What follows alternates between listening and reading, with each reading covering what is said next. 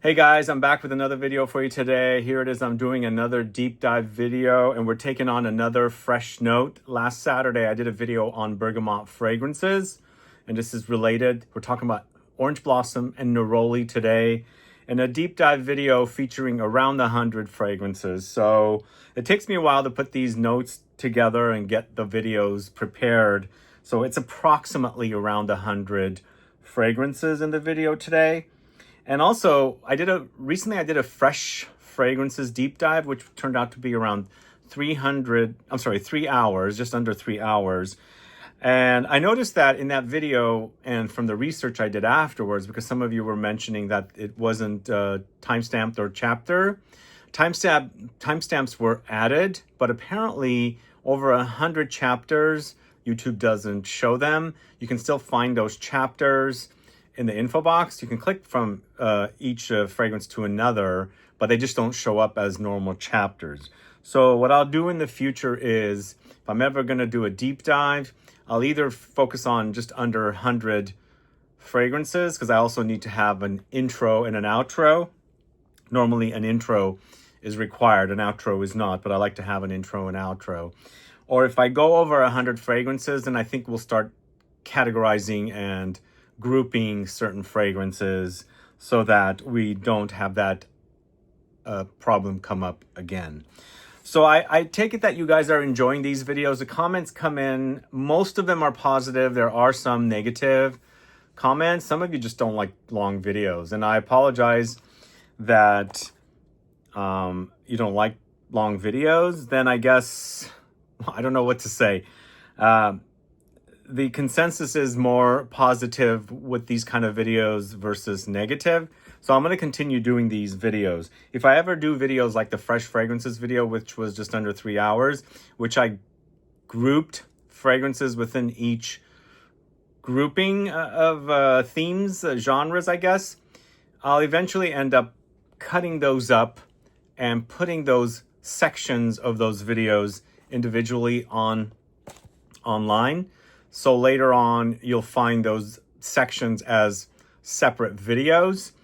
And I think what I'll do going forward is, I travel a lot, obviously. I just came back from another week-long trip. I was visiting family this time, but locally, not internationally.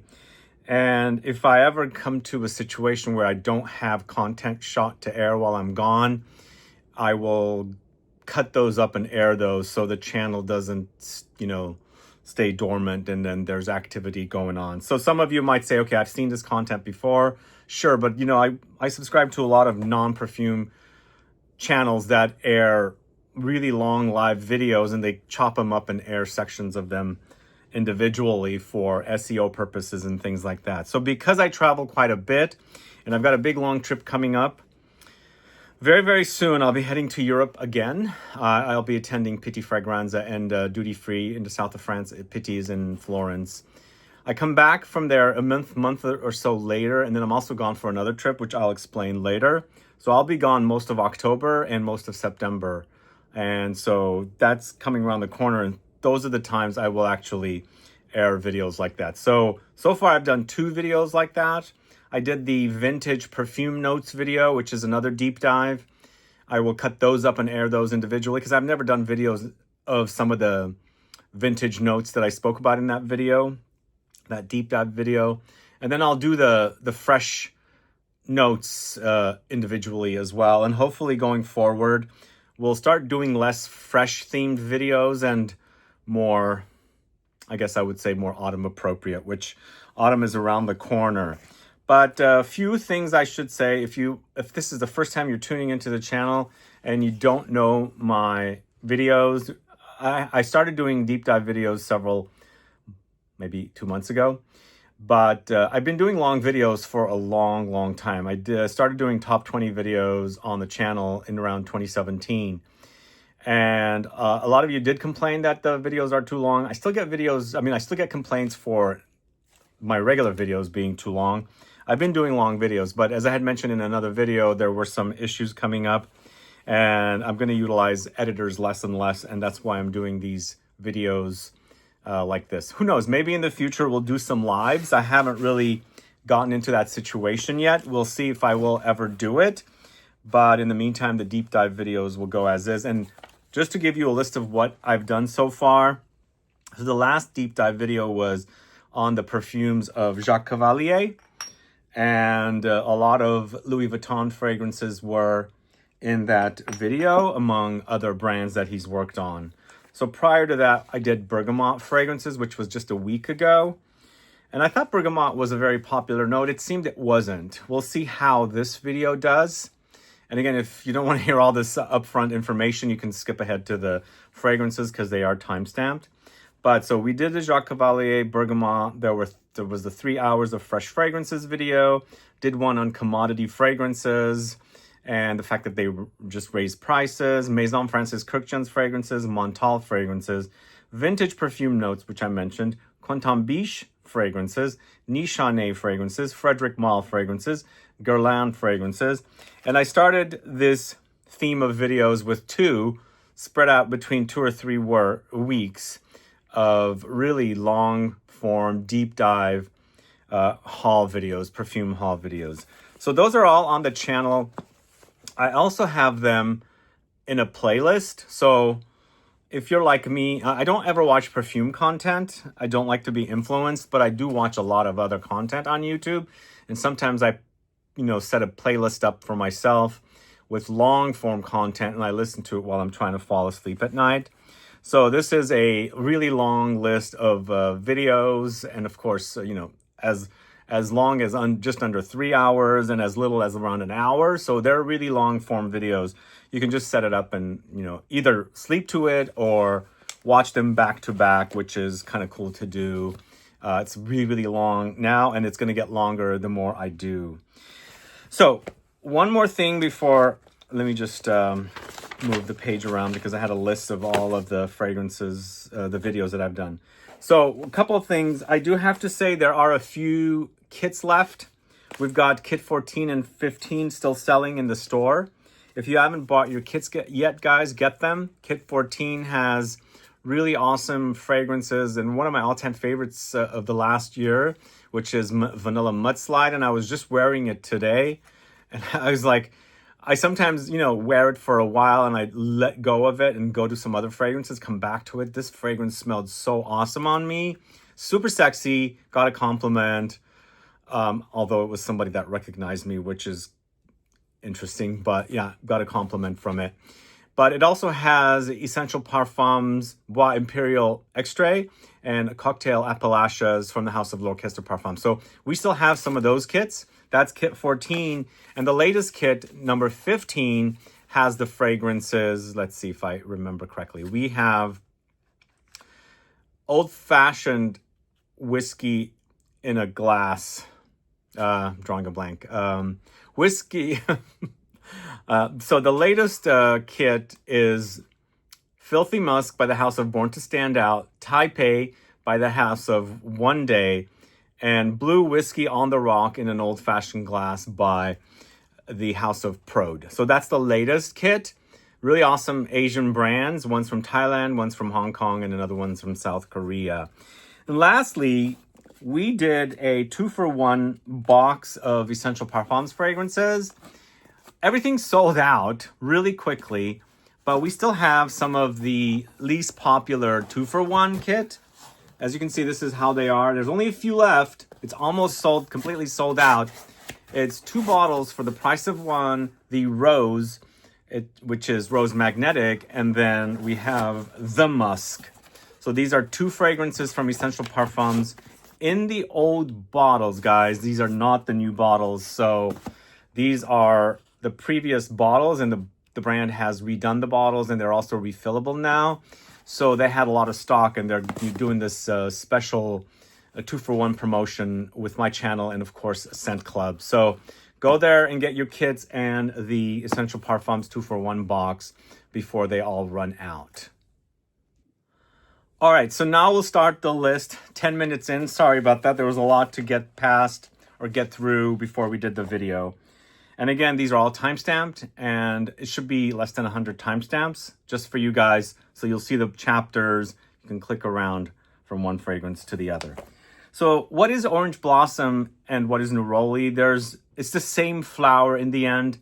It's a different extraction and distillation process.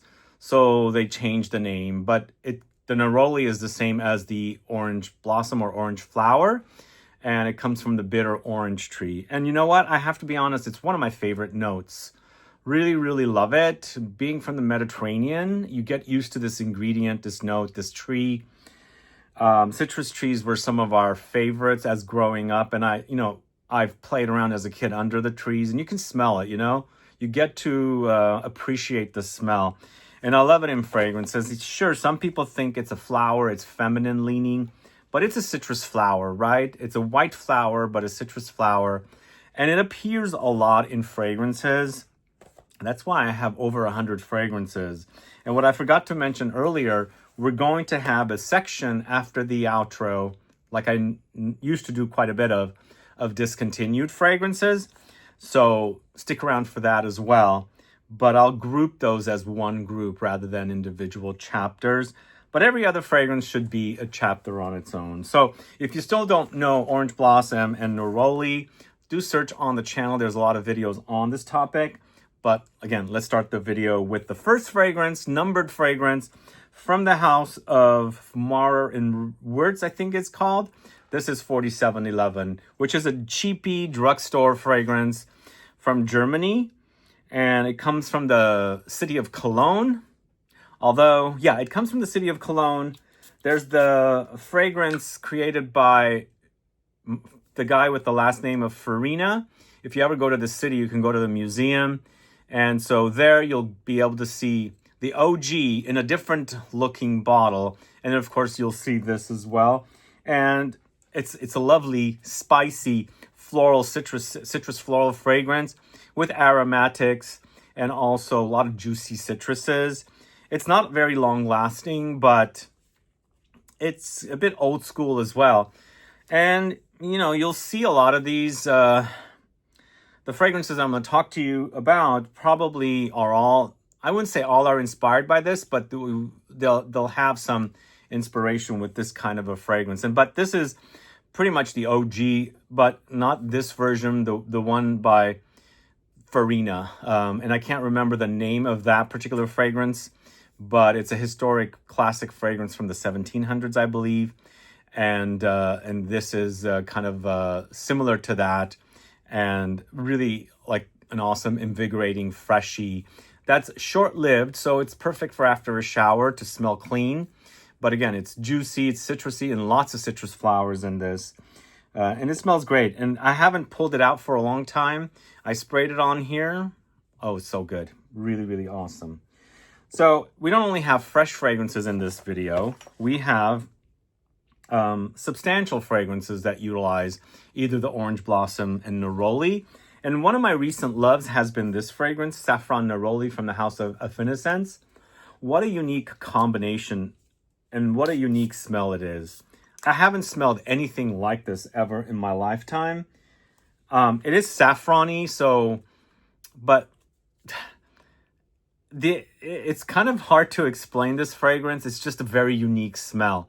It almost smells like a creamy leather, which you would think that it's maybe suede leather, but I'm not getting suede leather, and I'm also not getting very strong leather. I'm getting a leatheriness because saffron creates that. It's quite spicy. It's a little leathery, but something is super creamy in here that is just out of this world delicious. And I'm obsessed with the way it smells, really. It's, again, a very unique smell. I guess I would also say there's something lightly bubblegummy or candied smelling in this, but super thick and creamy. And yeah, it's so unique. Let me know if you guys have sampled this. This is from AFFINESSENCE's Heart Notes collection. As you can see, Notes de Coeur, it says on here. And that's the word for heart. And the fragrances of this house are focused on either top notes, heart notes, or base notes. And neroli and saffron are most of the time featured as a heart note, so it's part of the Heart Notes collection. But again, really unique smell. I hope you guys get to try it. I absolutely love it. So we've got a fragrance from the house of Haramain, Al Haramain. It's Neroli canvas. You guys familiar with that one? My bottle is really scuzzy looking. It's sticky and a bit messed up. So I guess the inspiration for this one was the very popular Neroli Portofino, but then again, was Neroli Portofino inspired by 4711?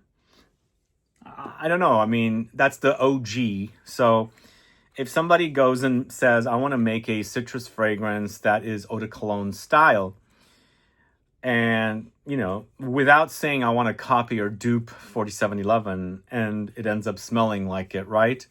Is it a copy or is it inspired? There's a lot of fragrances like that style, and I will point them out along this journey right now of all these fragrances. This to me does smell like Neroli Portofino, and Neroli Portofino does smell like 4711. But this is also very substantial. It also seems like it's full of citrus floral notes and also kind of, you know, citruses. So there's a juiciness about it, and I feel like there's a prominent bergamot feature in that one. Let me know if you're familiar with this one, Neroli Canvas. I wanted to make sure that the fragrances that I'm speaking about are all selling. Because there's a lot of Neroli and Orange Blossom fragrances out there, this video turned out to be a lot more fragrances. I mean, I could have pulled more. And what's in the main portion of the video will be around 100 fragrances. But in the bonus section, we've got around 10 or 12. But I could have found more fragrances to feature here. It's just like, okay, am I going to just make this an overly long video about Neroli and Orange Blossom?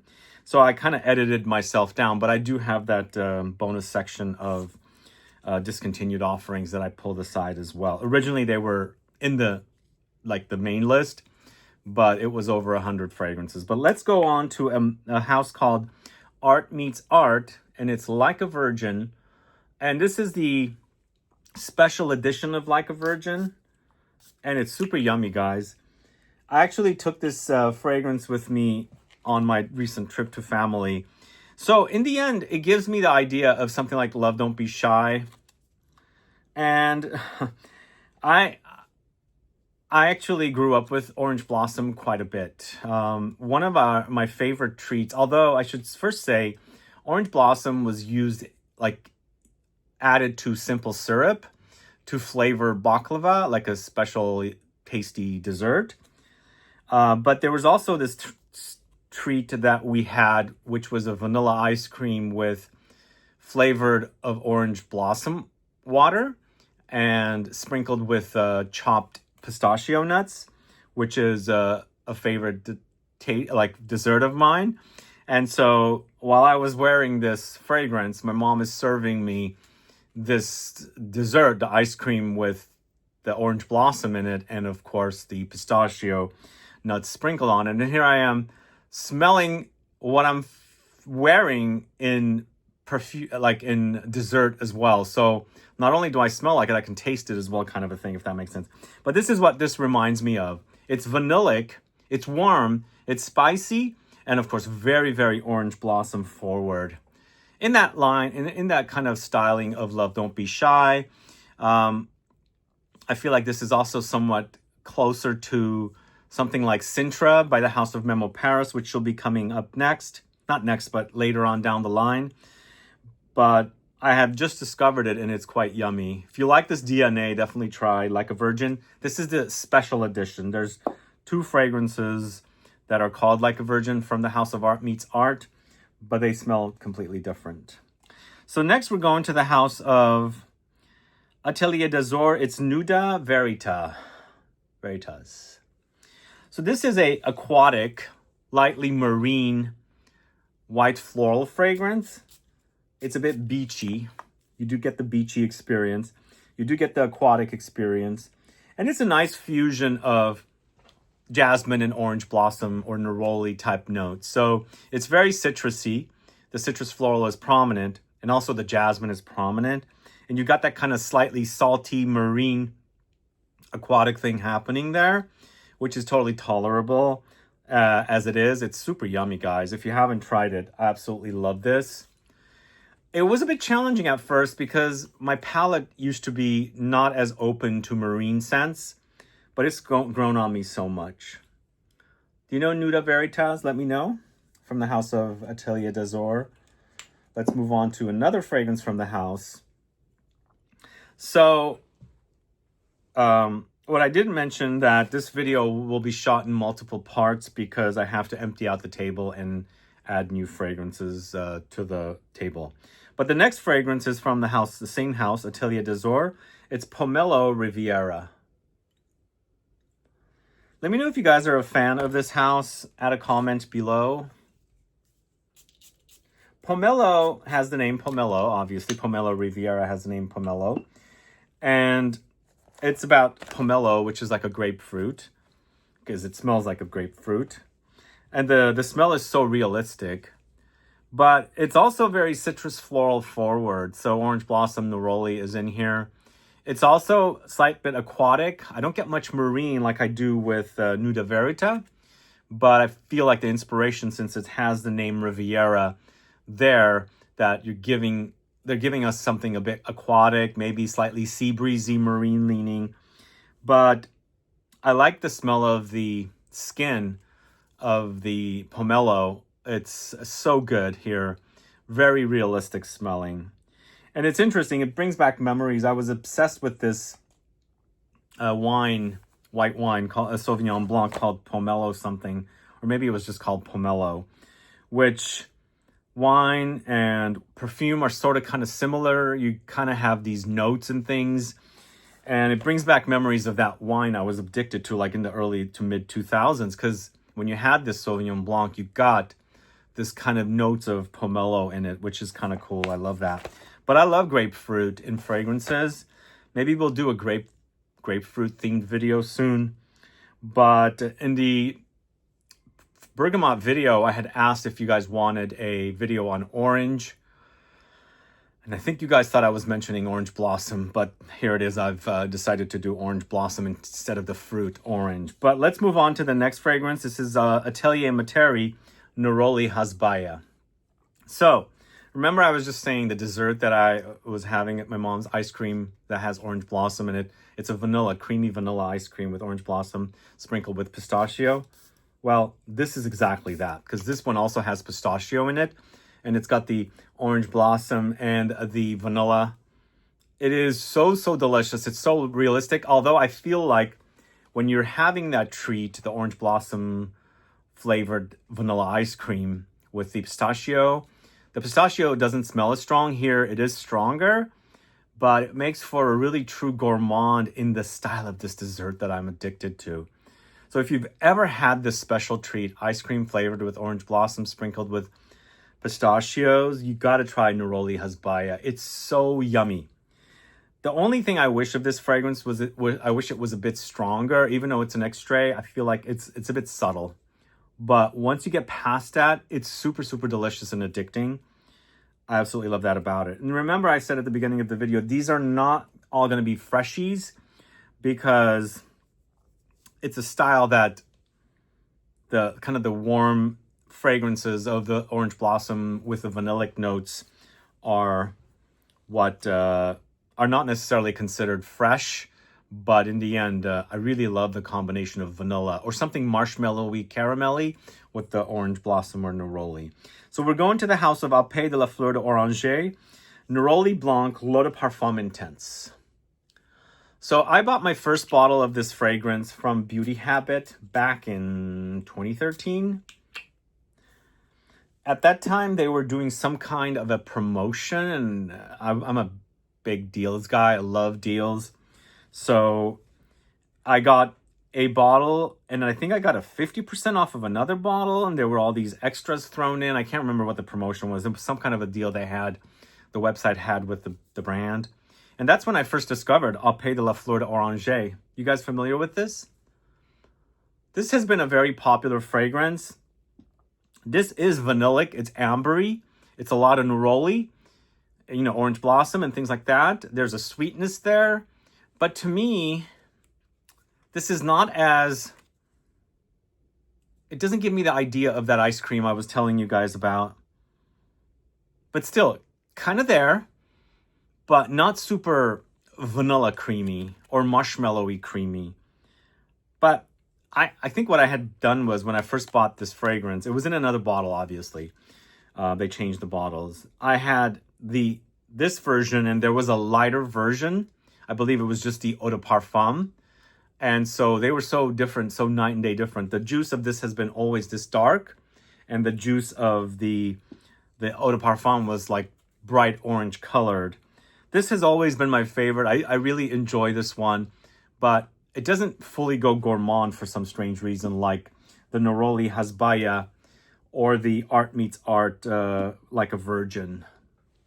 Anyway, that is Appel de la Fleur d'Oranger Neroli Blanc L'Eau de Parfum Intense. I do have the list of fragrances because I'll forget the names or forget to tell you the exact order. Next, we're going to a cheapie. Yeah, I do have cheapies, across this video. We're going to the house of Banana Republic, and this is Neroli Woods. Yeah, you can find this probably for about $50. It's a 75 ml bottle, I believe. Maybe an 80, but I think it's 75. I think it's a fresh, slightly creamy, a little powdery take on Neroli. It's not necessarily too sweet, but also there's some sweetness there. It's a bit woody. It's slightly green, but I think it's a nice representation of a Neroli-focused fragrance. It's called Neroli Woods. What I'm getting is the branches of the bitter orange tree or the orange tree. There's a distinct kind of green smelling woodiness, almost like the leaves, the petitgrain, because there might be some petitgrain in here as well, which are the leaves of the bitter orange tree. So I think it's a pleasant cheapie. If you haven't tried it, do.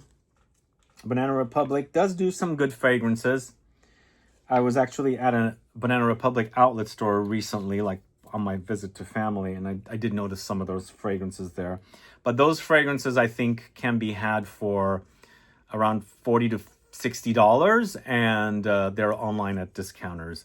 By the way, I'll tag as many of these fragrances to this video, the YouTube Marketplace or the Google Marketplace. I don't know what it is. And if you guys are ever in the market, you can always pick up a bottle. But let's move on to the house of BDK. It's Villa Neroli. This is one of 3 blue bottle fragrances from BDK. This one, to me, it smells like it's mostly a freshie, but there's an underlying creaminess. It doesn't quite go into the direction of something like Love Don't Be Shy, but it kind of hints at it to me.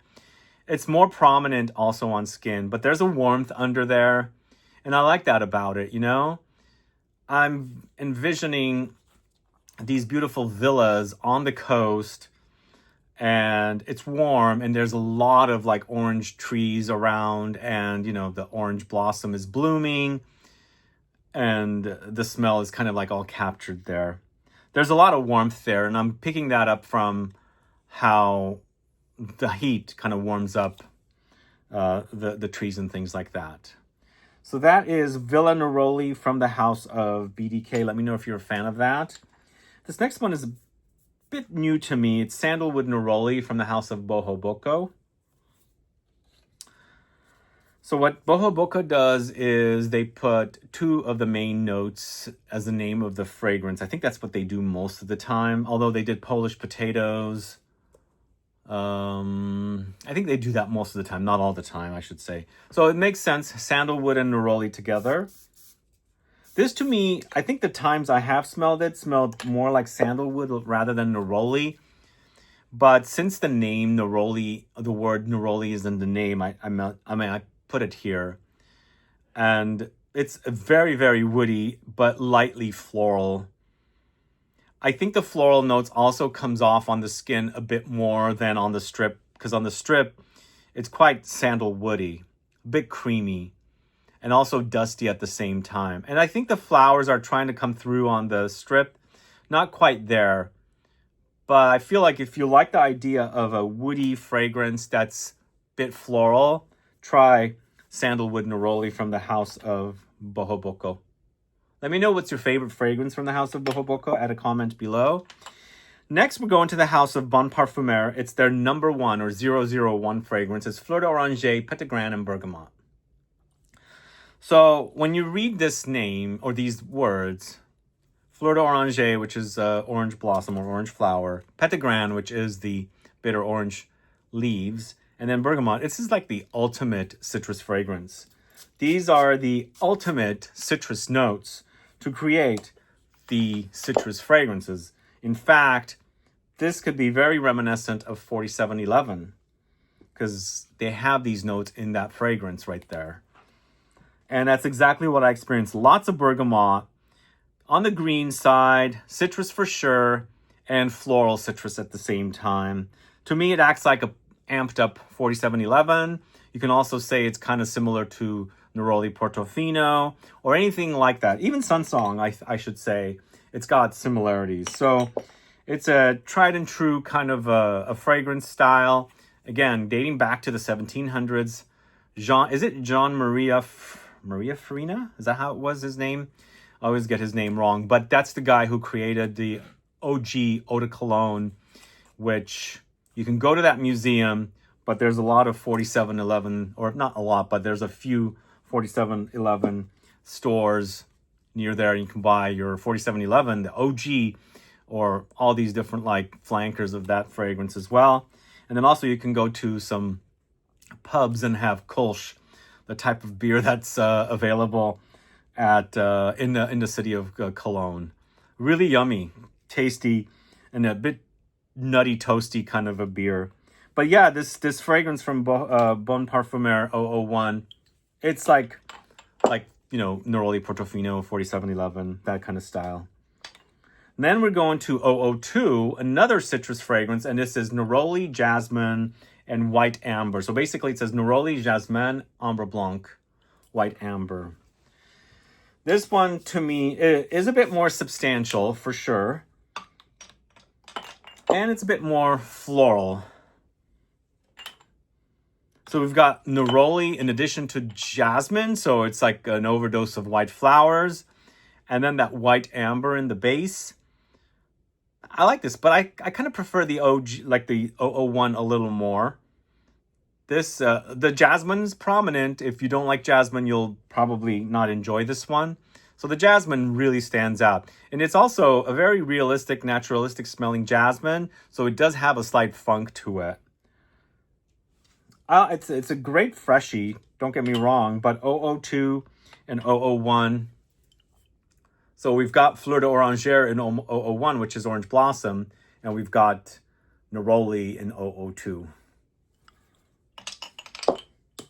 All right, so we're going down the list. Let's see, we are at Born to Stand Out next with Naked Neroli. You guys familiar with Naked Neroli? What are your thoughts on the House of Born to Stand Out? Let me know, add a comment below. This one sprayed a bit dark at first. Why is that not focusing? There we go.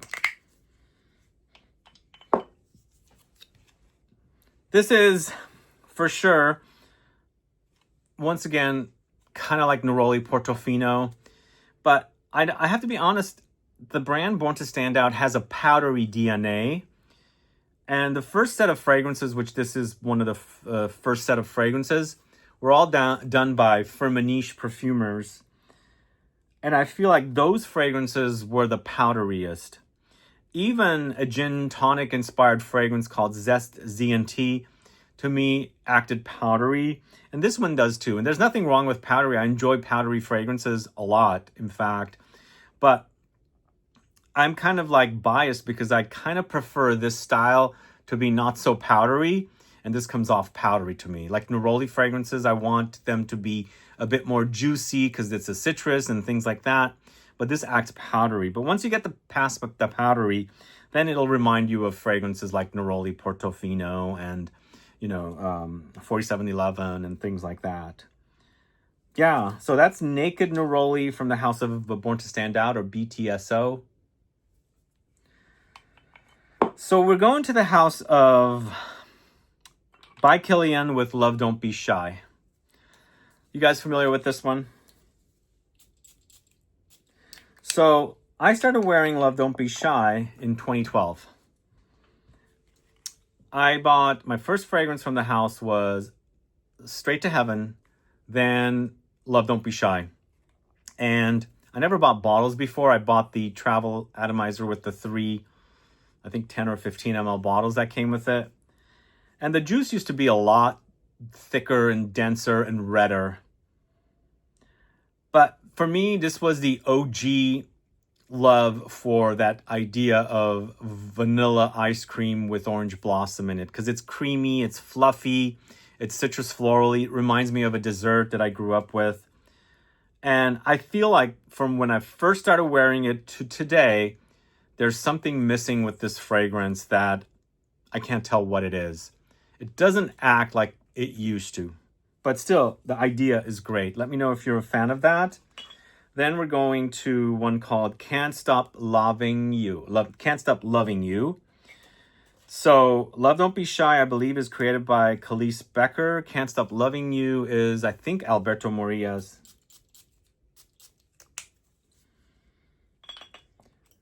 As soon as I put my nose to that, I get a lot of ambroxan or ambroxany notes, but there's a lot of orange blossom there, or neroli. There's a slight difference between the two types, like the orange blossom and neroli, as far as the smell goes, but it's really, really tough to figure it out unless you know. To me, it comes from the same flower. There's a slight difference with the smell, but sometimes I think it's orange blossom and it's neroli, and then I think it's neroli, it's orange blossom, so you can't really tell. But this one, they're so different compared to Love Don't Be Shy. This is Can't Stop Loving You. Can't stop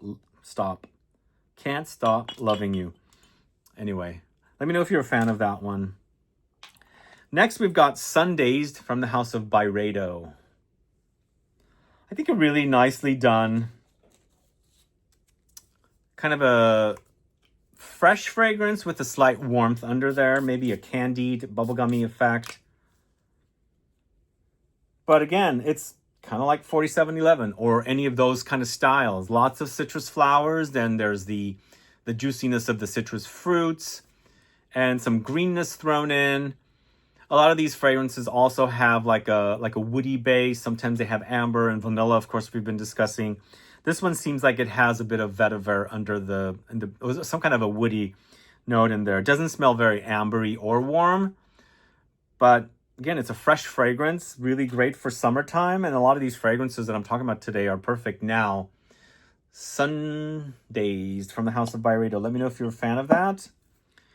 Then we're going to the house of Celine. It's Cologne Celeste. So this is an actual eau de cologne style. Just as you can see, the bottles are different. I believe they had a whole collection of this fragrance, like skincare, well, like body care products with this. And this is also a refillable bottle. It comes with a nice lid that you can turn on, twist on, but the cap doesn't fit on top of the sprayer. But to me, this is kind of a green eau de cologne style. Once again, like 4711, the Neroli Portofino, that kind of a style. But I felt like it leaned a bit greener, which is kind of cool. I like green fragrances. And a bit vintage as well, like classic. There's definitely a very vintage classic styling here. I love the way it smells. Lots of orange blossom or neroli in this. Super awesome. Super juicy as well.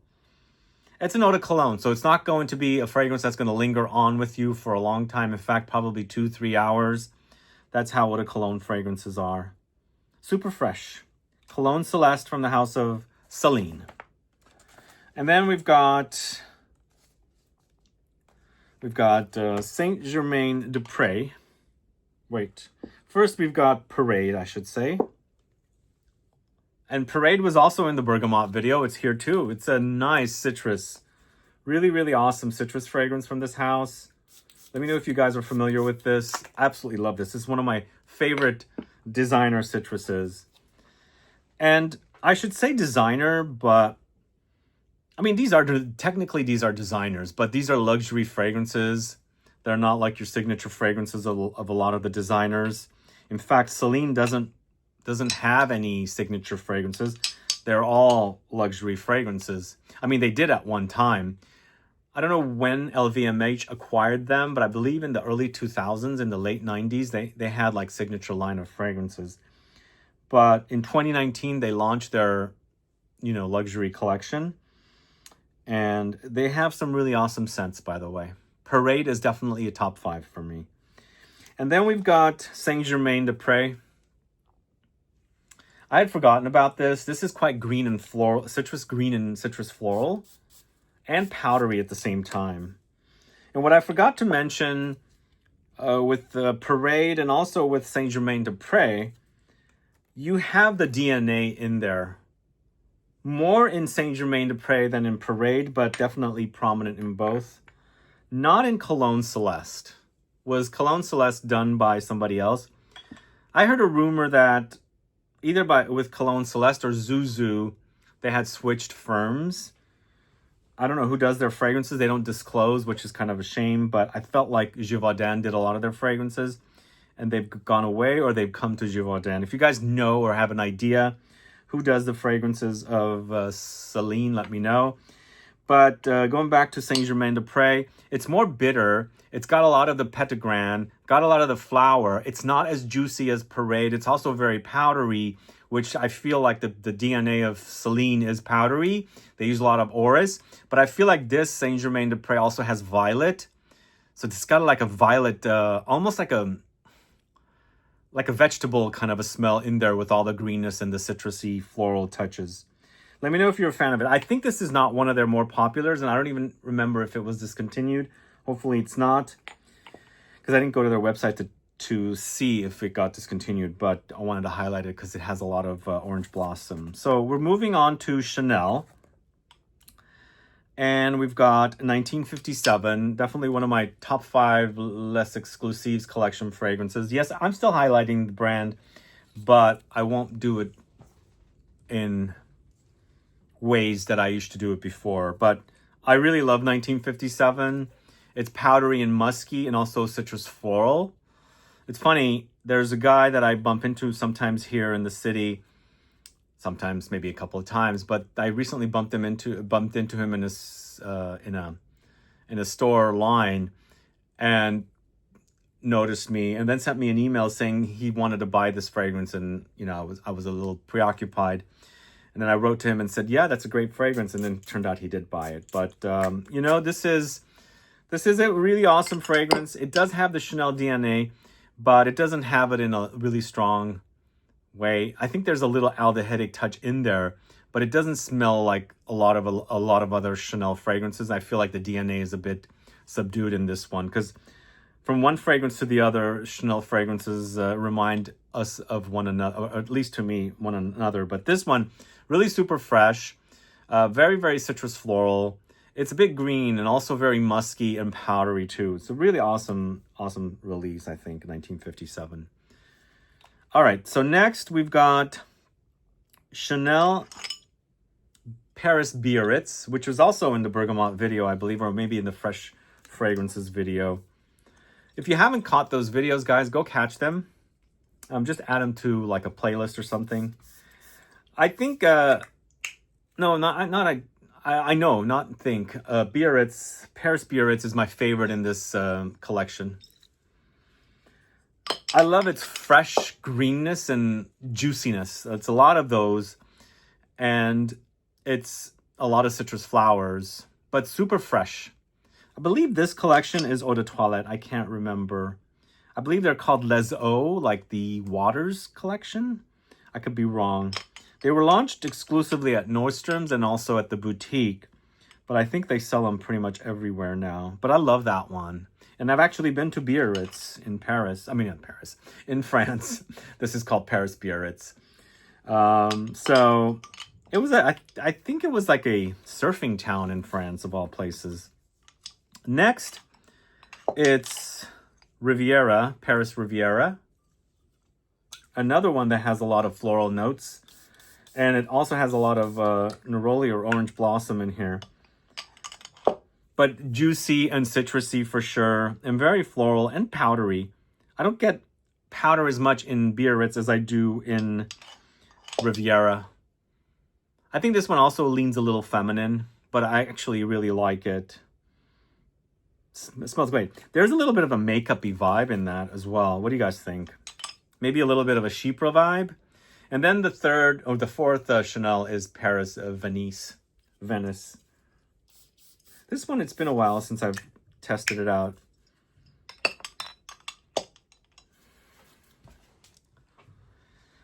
Not my all-time favorite. I think, as I said, Biarritz is my favorite. Super juicy, green, fresh, citrus floral. More along the line of something like Neroli Portofino and 4711. These other two, Riviera and Venice, are a bit more Chanel DNA. For me, if you're looking at this collection, the most masculine are Biarritz and Edinburgh. There's also Deauville, but that one didn't have any citrus floral notes. But yeah, when you're looking for something, my favorite is the Biarritz that I just spoke to you about. But of course, Riviera and Venice is also a suggestion for citrus floral notes from Chanel. Then we're going to the house of Chloe. And this is Nomade, Nuit d'Egypte. Got the Nomade here, and you've got the Chloe here. So this is a fragrance I read about somewhere, and I was in France when it launched, and I picked up a bottle at one of the shops that was having a sale, like Marionnaud or something.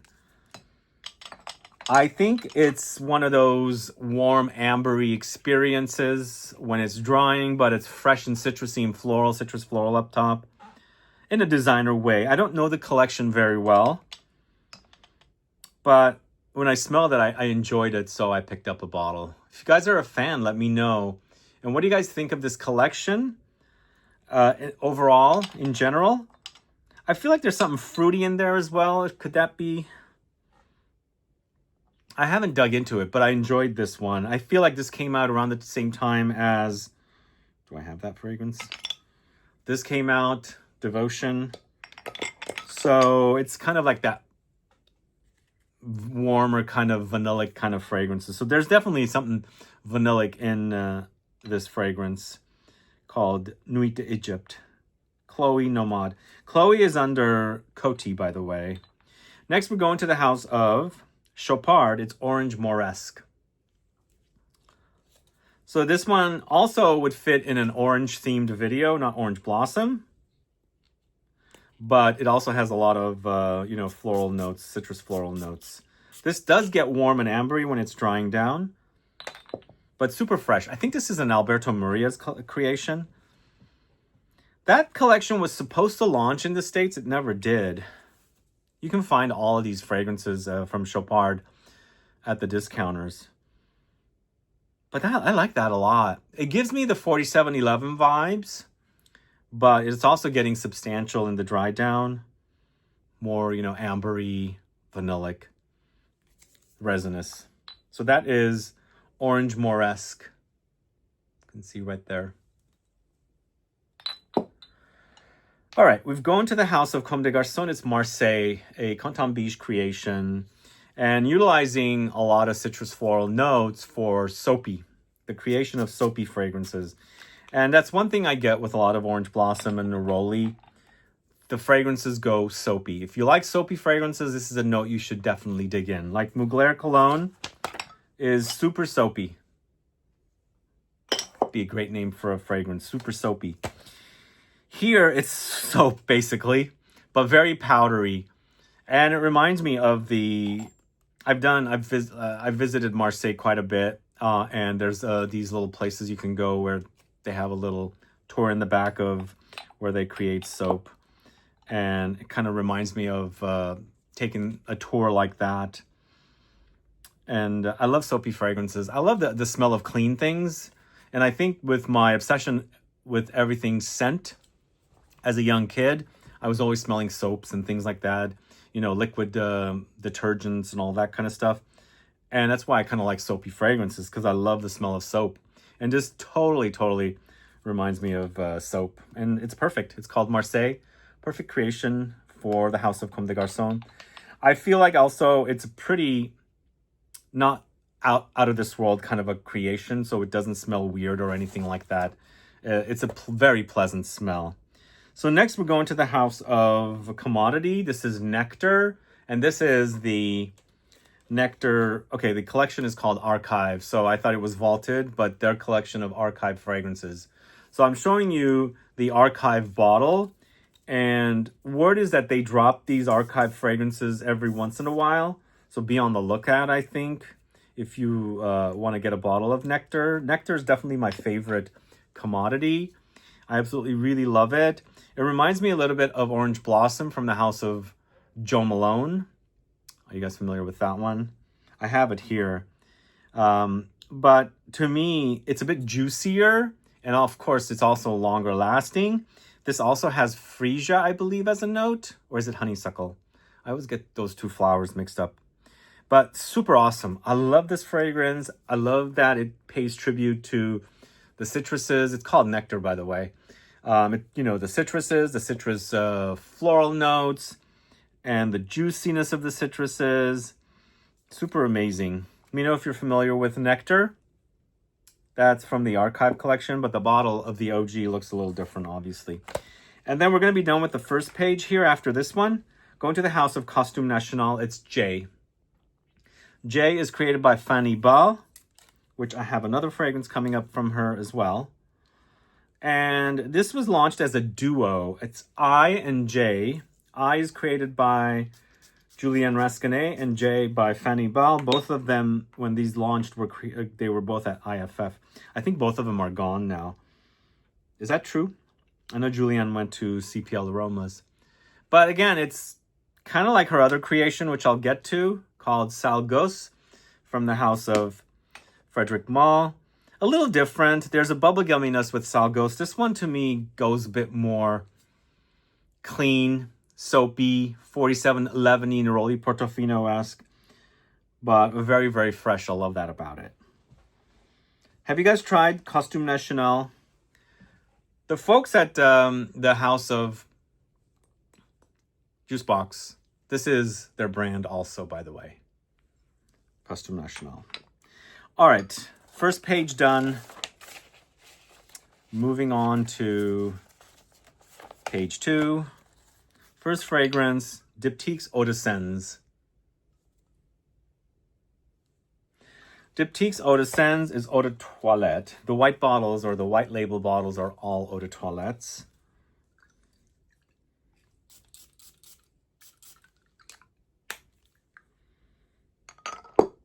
This one to me, it's a unique scent in that, well, it's not unique because I've smelled plenty of these fragrances. The style is not something I'm new to. It's a long-standing style. But what Diptyque has done to it gives me like a powdered flowers experience, but almost like something jasmine-y thrown in there without its indolic touches.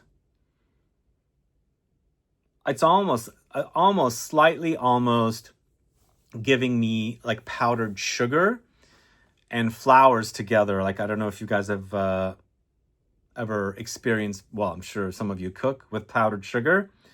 It's almost like, you know, throwing that up in the air, but it's got the smell of flowers mixed into it, like kind of like jasmine. But this is a lot of Orange Blossom, and I feel like you can actually bring out smells. There's trickery that they do in perfumery, obviously, where they bring out certain sides of the flowers, and sometimes it can smell a bit different, which is probably what they've done here. Or it does feature jasmine, and so that's why a lot of times they mix or combine, you know, citrus floral notes with a lot of jasmine, because there's some sides of both of those flowers that remind of the other.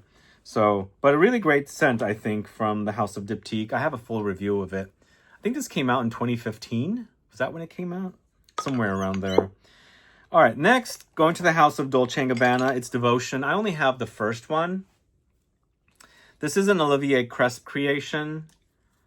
It's Orange Blossom, but a lot of citruses. There's a lot of warmth under there.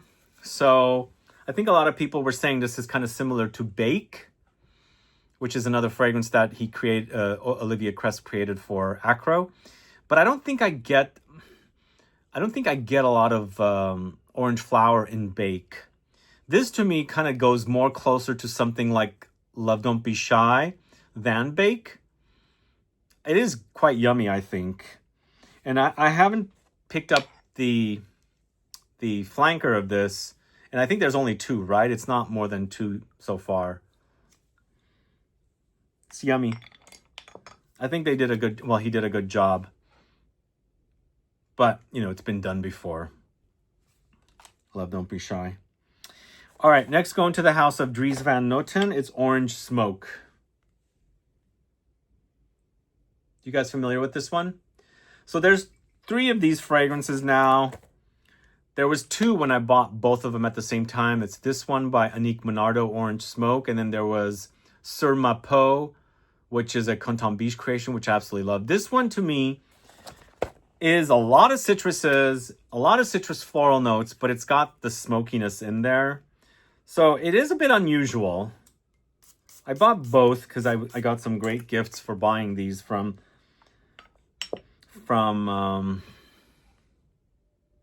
oh God, what's the name of the department store in Paris? Not Galeries Lafayette or Printemps. It was on the other side of the river. Bon Marché. So this one, it's a typical Annick Monardo creation.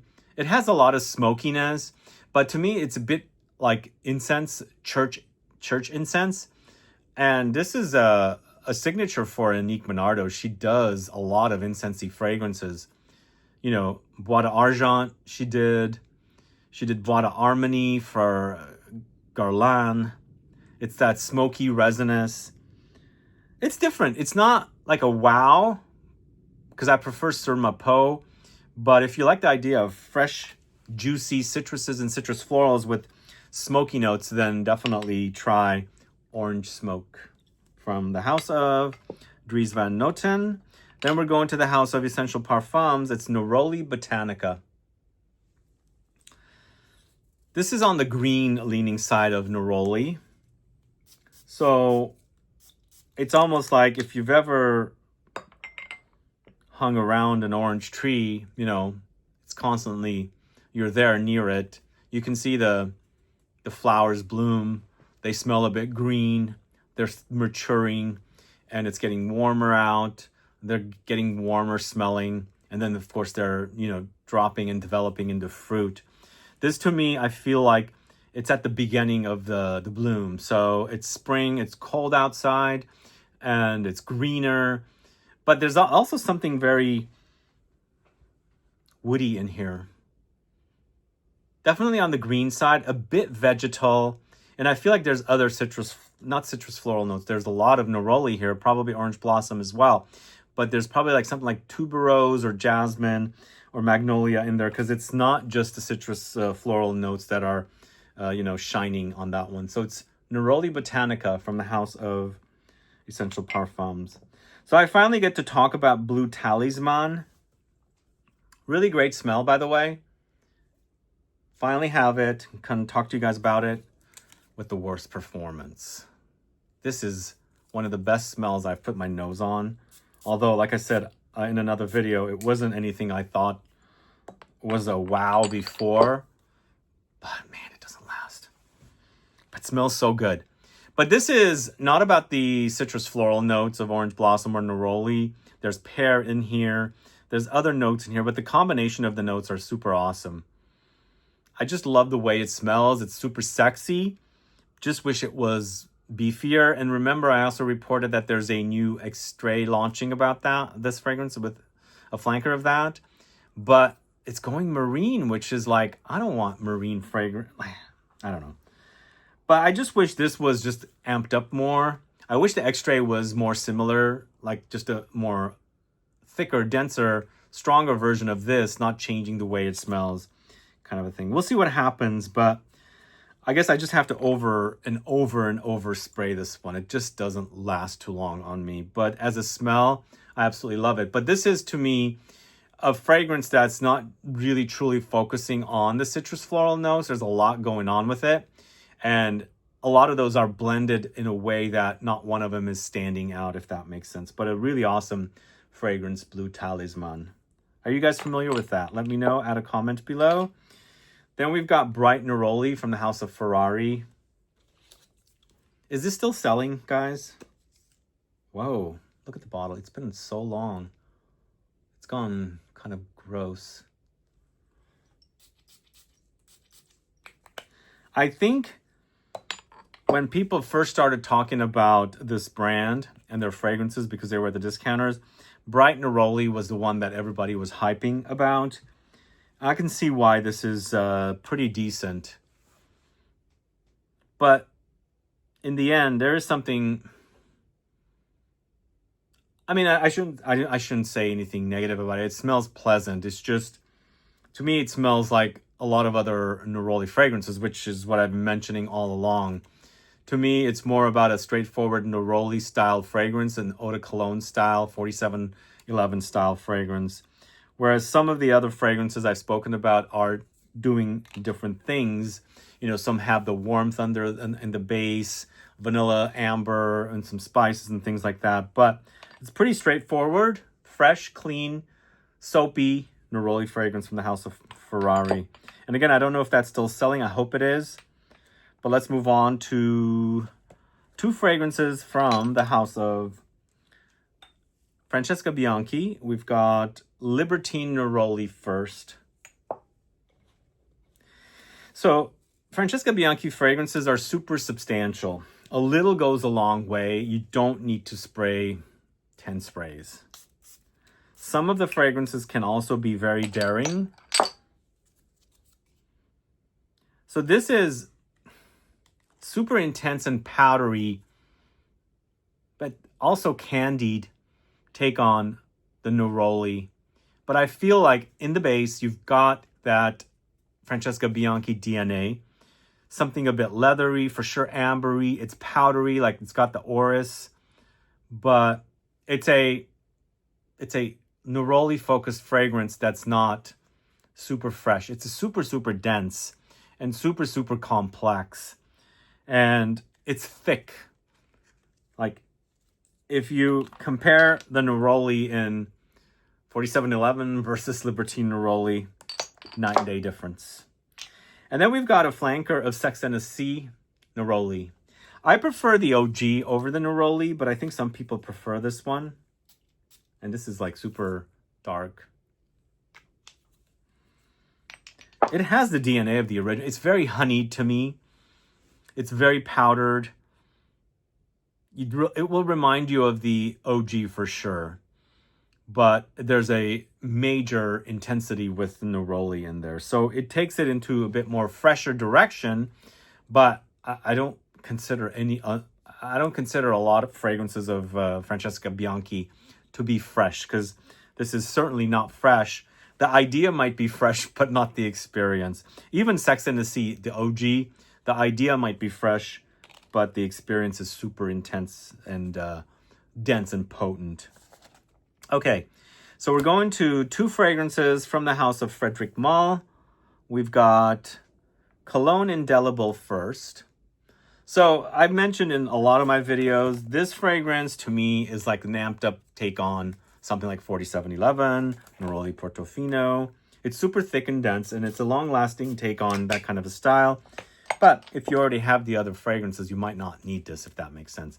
But Dominique Ropion took that style and elevated it for Frederic Malle, intensified it. But I wouldn't say this is super beast mode, even though it lasts long. It's a freshie in the end. It's citruses, it's citrus floral notes.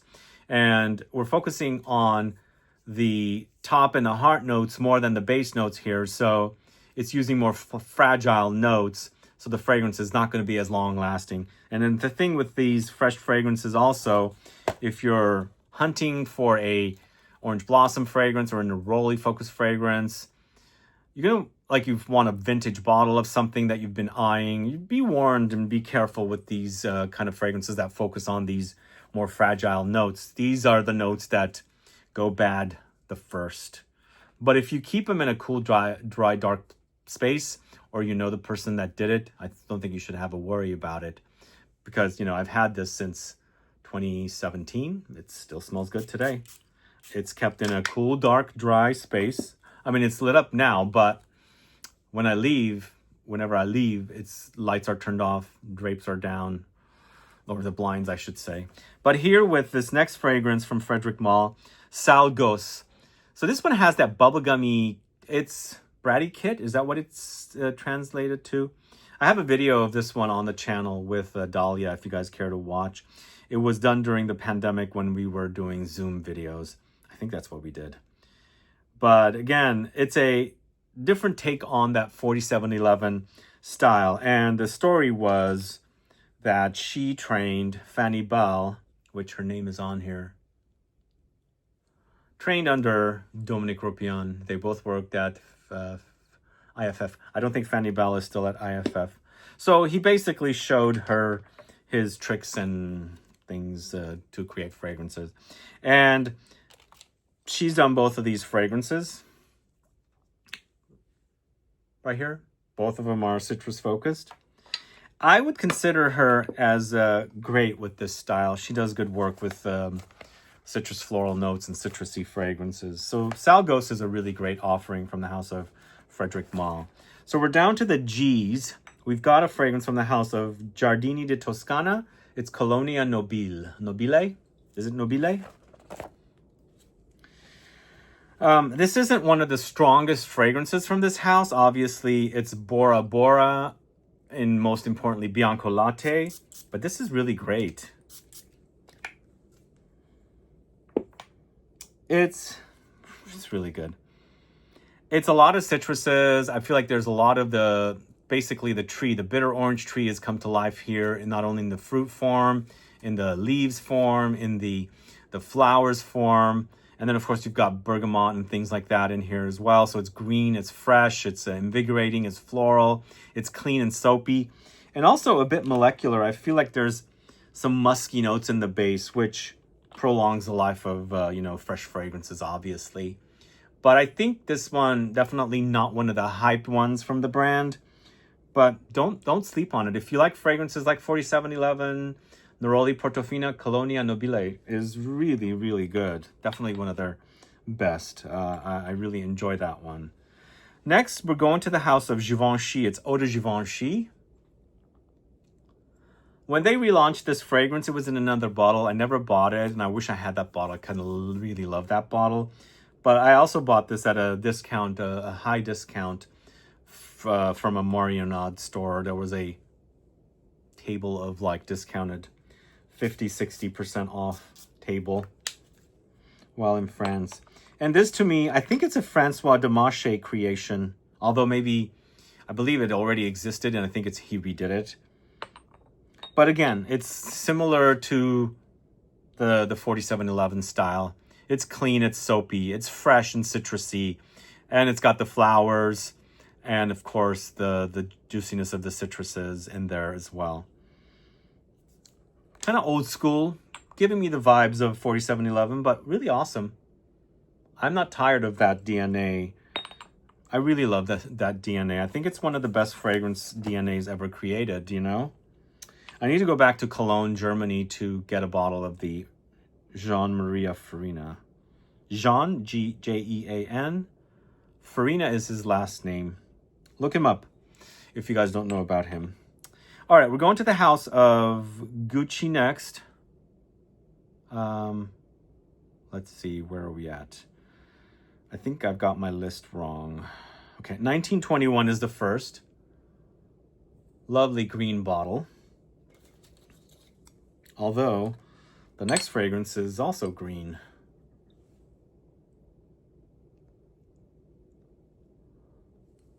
Anyway, that's a good color. I just found out that there's a new flanker of this coming out. Did you guys hear about it? An Absolute, I think.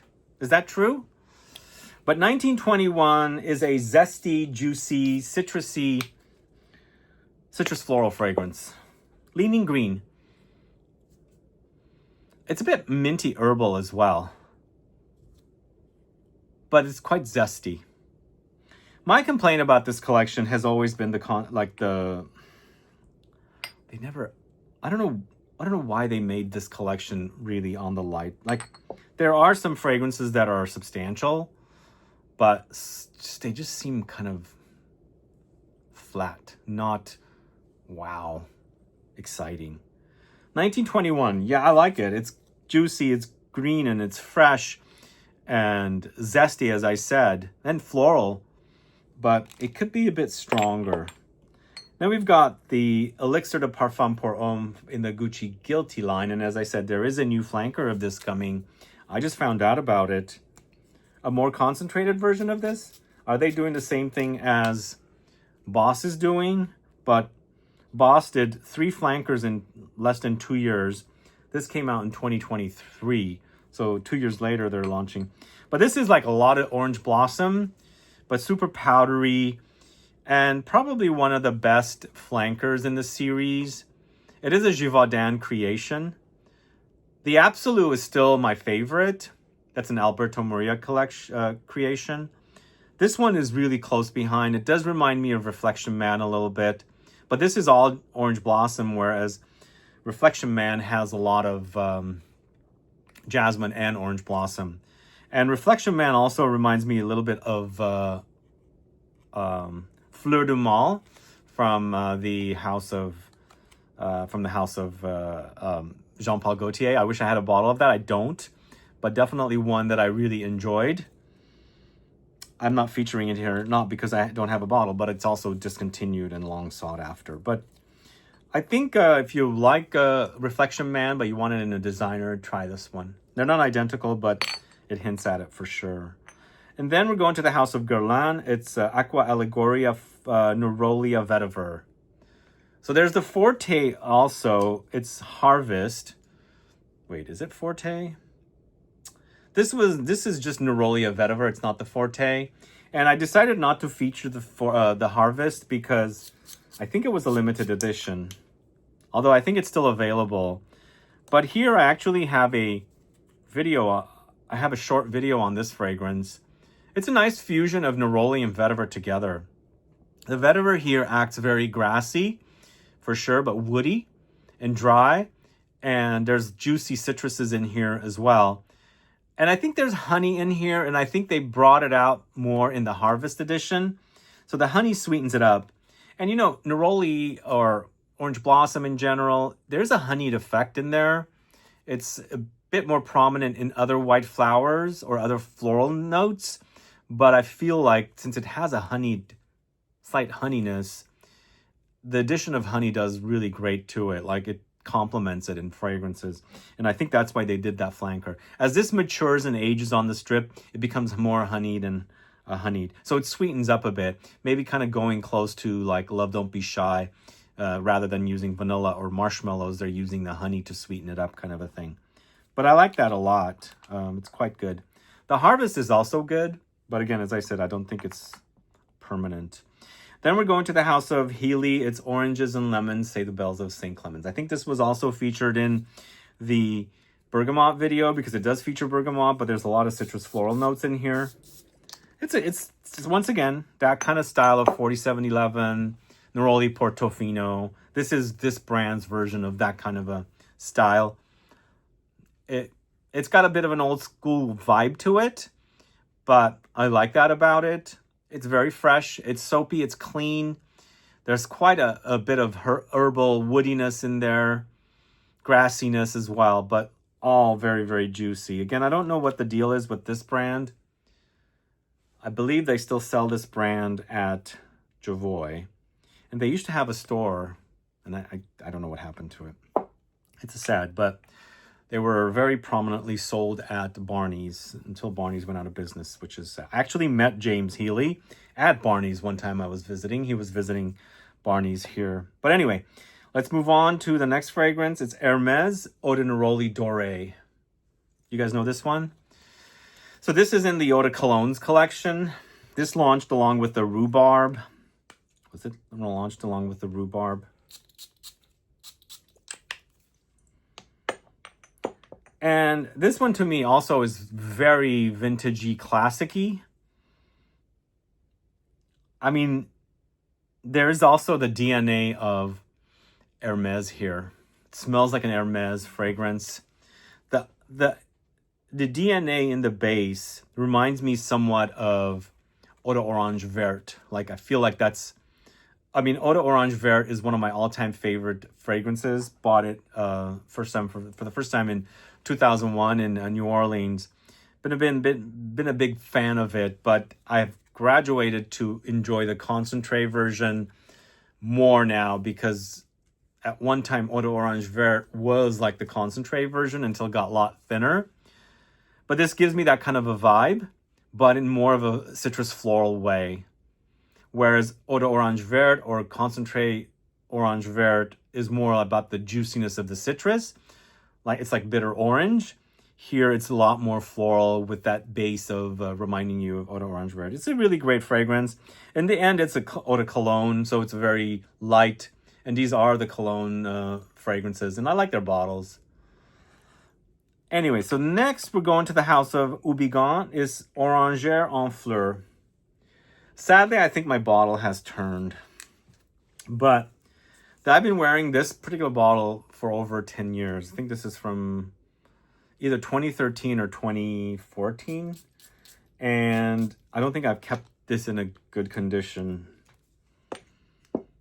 Although, I think it's slightly turned.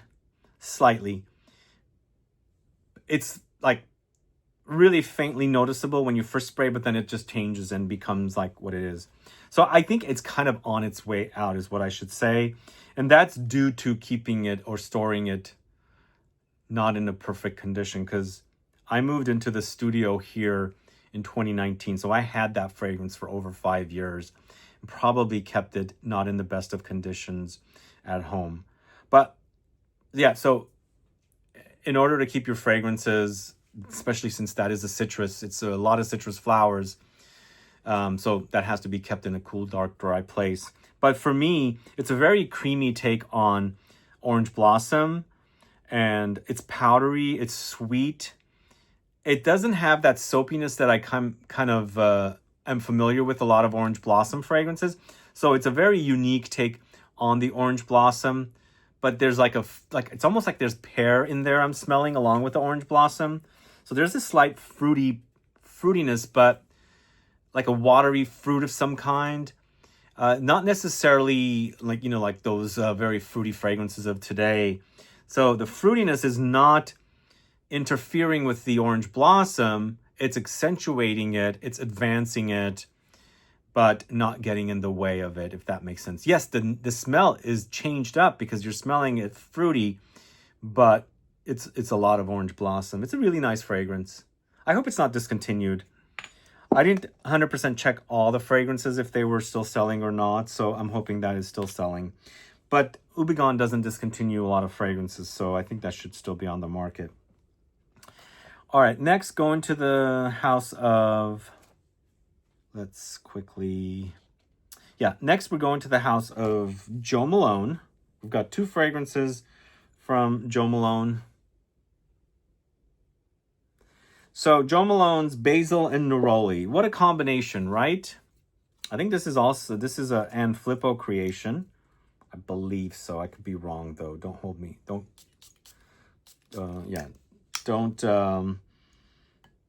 I'm not 100% sure is what I'm trying to say. What I like about this one, the basil is so familiar. It's a familiar note, right? It's there. There's all of its kind of green, minty characteristics. I shouldn't say minty, but I do get a slight mintiness from it. It's totally different though. I should say herbal. But it's nicely covered up by the white flower, citrus flower touches of the Neroli. It's super fresh. There's a juiciness about it, so I feel like there's juicy citruses in here. But the stars are definitely the basil and the Neroli, which are really working wonderfully together. I didn't think they would work wonderfully like that, but they do. So that is Basil and Neroli from the house of Jo Malone. And then we've got Orange Blossom. So Orange Blossom does remind me a little bit of Commodities Nectar.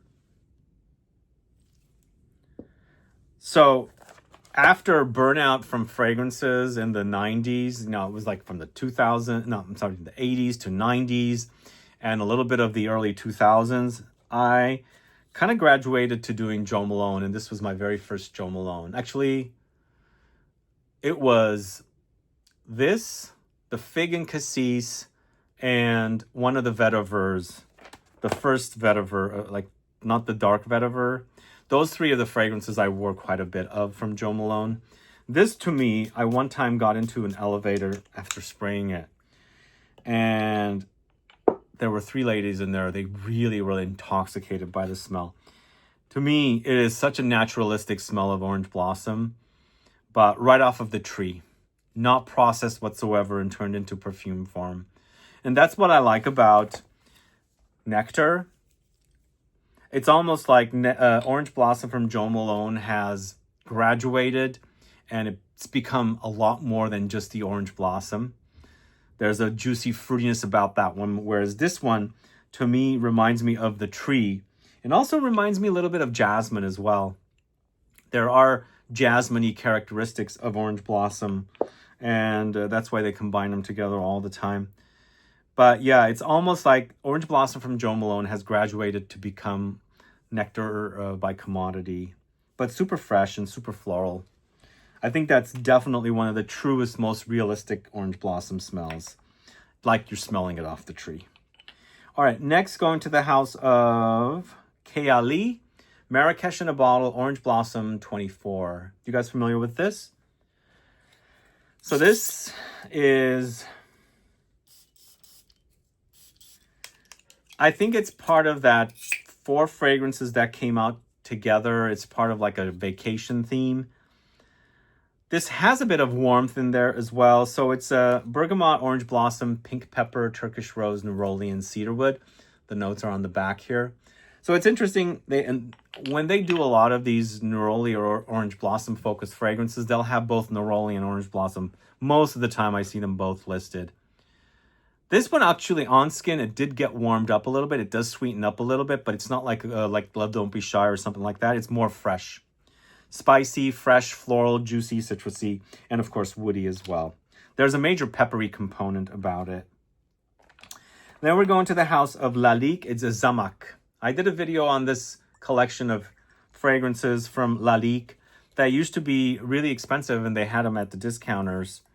So this turned out to be my favorite, one of my favorites. I really love the way this one smells, by the way. And this one actually, even though it's a lot of orange blossom or neroli type citrus floral notes, there's a lot more complexity about this. It gets ambery, it gets spicy, it gets woody. It's like wearing a fragrance that's super substantial, but pleasant. It's not super weird. I mean, in the end, it's Lalique. It's a, designer house, and this is their higher end collection of fragrances. But there's something appealing about this smell that is very inviting, and you want to wear it, even though it, focuses on the citrus floral note, but it's not 100% focusing on that note only. There's a lot more going on with it. So that's Zamak. Have you guys tried that one? Have you caught the video on those fragrances? Go catch it. There's some great fragrances that are definitely worth having if you like budget fragrances. Next, going to the house of L'Artisan, we've got 2 fragrances. And first one is Histoire d'Oranger, which I believe they just launched an extreme of this. And then, of course, Sur l'Herbe, which was also in a few recent videos. This Histoire d'Oranger, the History of Orange, or is it History of Orange? It's not saying Fleur d'Oranger, it's just Histoire d'Oranger. The history of orange. So they are basically paying tribute to the bitter orange tree, because that's what they're utilizing here, the citrus floral notes of the bitter orange tree. So it's very, very fresh. It's very, very soapy, clean, and citrusy. And to me, this is also very powdery, but it's a really yum fragrance. It's created by Marie Salamagna of Firmenich. And this is Eau de Parfum. And of course, I haven't tried the extreme that just came out, but Marie Salamagna also did NUDA VERITAS from Atelier des Ors. And she's also done Pomelo Riviera. So she's a Firmenich perfumer, and she's doing all the Atelier des Ors fragrances. I really enjoy this one. I got to get my nose on the extreme version, and I feel like that's very popular, but I never hear anybody talk about L'Artisan. I don't know. Maybe it's just a too classic of a house. Do you guys like L'Artisan? Let me know. And let me know what your favorite classic fragrance houses are. I should say classic niche fragrance houses. But the next fragrance is Sur l'Herbe. This is an eau de cologne style. And it is an herbal take on the 4711 kind of fragrance. Very citrusy, very juicy, aromatic, and then also grassy. Super, super fresh. Very, very invigorating and clean. I think it's eau de cologne, so it's not going to be like the longest lasting fragrance, by the way. But it smells great. And it reminds me of the, the eau de cologne style fragrance, which utilizes lots of the ingredients from the bitter orange tree, the leaves, the fruits, and the flowers, and combines it with, other notes and things like that to create this really beautiful creation in the cologne, eau de cologne style. So that is Sur l'Herbe from the house of L'Artisan. Then we're going to the house of Le Labo. It's Neroli 36. So this is a Neroli fragrance gone in a different direction. For me, it goes into a marine beachy direction, but tolerable marine, not a marine that you can't tolerate. For sure, it's got a beachy thing, kind of coconutty, creamy. I feel like the Neroli is not super amped up, but it's got that floral thing about it, but it's not screaming Neroli only. I mean, they call it Neroli 36, and I feel like I wanted to get a little bit more Neroli, but it's Neroli in a different direction is what I should say this is. This is almost like bringing out the Neroli's or the Orange Blossom's creaminess, which I don't get that much, but I feel like there's something coconutty, creamy in here, magnolia creamy, but very beachy. Let me know if you guys get that from Neroli 36 from Le Labo. Add a comment below. Then we're going to the house of L'Artisan. No, I'm sorry, not L'Artisan. We're going to the house of Les Eaux Primordiales. Neroli Super Critique. So Les Eaux Primordiales has these white bottle collection fragrances, and these are their floral fragrances. The Neroli is super creamy and also musky. And this, to me, in comparison to the Neroli 36 from Le Labo, is a lot more Neroli. The Neroli definitely stands out. It is about it. But there are also other things happening, but still, the Neroli is singled out. It's the 1 star. But I also feel like the DNA is also super sexy with this. The white bottle collection is not my all-time favorite from Les Eaux Primordiales, but the Neroli and also the Magnolia, and lately they just launched the Plumeria also, are definitely really great. I gotta put this to use. It's supposed to warm up in a few days. I'm going to pull this out and wear it. I like its creaminess and I like its muskiness. And the fact that it's created by Emily Bourgeois, I like the DNA of the fragrances she creates. I'm going to put that to use. It's been a while since I pulled it, but let me know if you're a fan of Neroli Super Critique. Add a comment below. Then we're almost through with the second page. We've got a fragrance from the house of Fleur de Desert. Oh, no. We got a fragrance from the house of Louis Vuitton called Fleur de Desert. That's this one right here. So, Flower of the Desert. It does use floral notes. I mean, first of all, it does have that Middle Eastern vibe, and this is part of that Middle Eastern collection. It's a slight bit oudi, but there's a lot of flowers. It's very powdery. And I think somebody recently commented. I did a video on Jacques Cavalier's fragrances. This was featured in that video.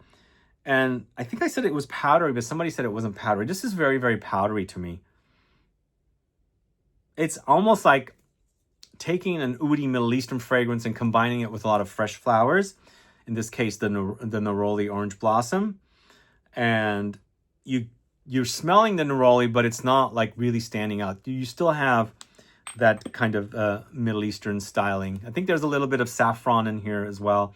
Maybe there's some rose in addition to the neroli orange blossom. Let me know if you're a fan of this, Florida Desert.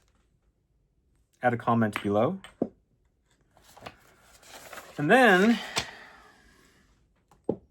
there's going to come a point here in a bit. I'm going to have to pause the video, switch out the fragrances, and then start recording again. But we're going to the house of Louis Vuitton once again. It's Sunsong. Yes, Sunsong is back. They took it away and brought it back. It is a little different from the Orgy. I just smelled it in passing twice, actually, while I was in Paris. The bottle is cuter. What do you guys think, the bottle? This one's all yellow. Now it's a bit more gradient. It gets warm. But so many people were upset that Sunsong was discontinued. In the end, it's kind of simplistic. It's easy to wear. And it's in that ballpark of 4711-like fragrances. So it's super citrusy, citrus floral, neroli orange blossom thing happening. A bit of greenness. Very zesty. So, I mean, I like it. It's not... I mean, what I'm trying to say is, I wouldn't be so disappointed that this got discontinued. There's so many other fragrances like it. But then again, it just got brought back. So if you've been missing Sunsong, there's a lot of, it's out again. But, you know, there's other fragrances. In fact, I've got one coming up in a little bit from the house of Rocha. Similar color bottle, very similar kind of smell.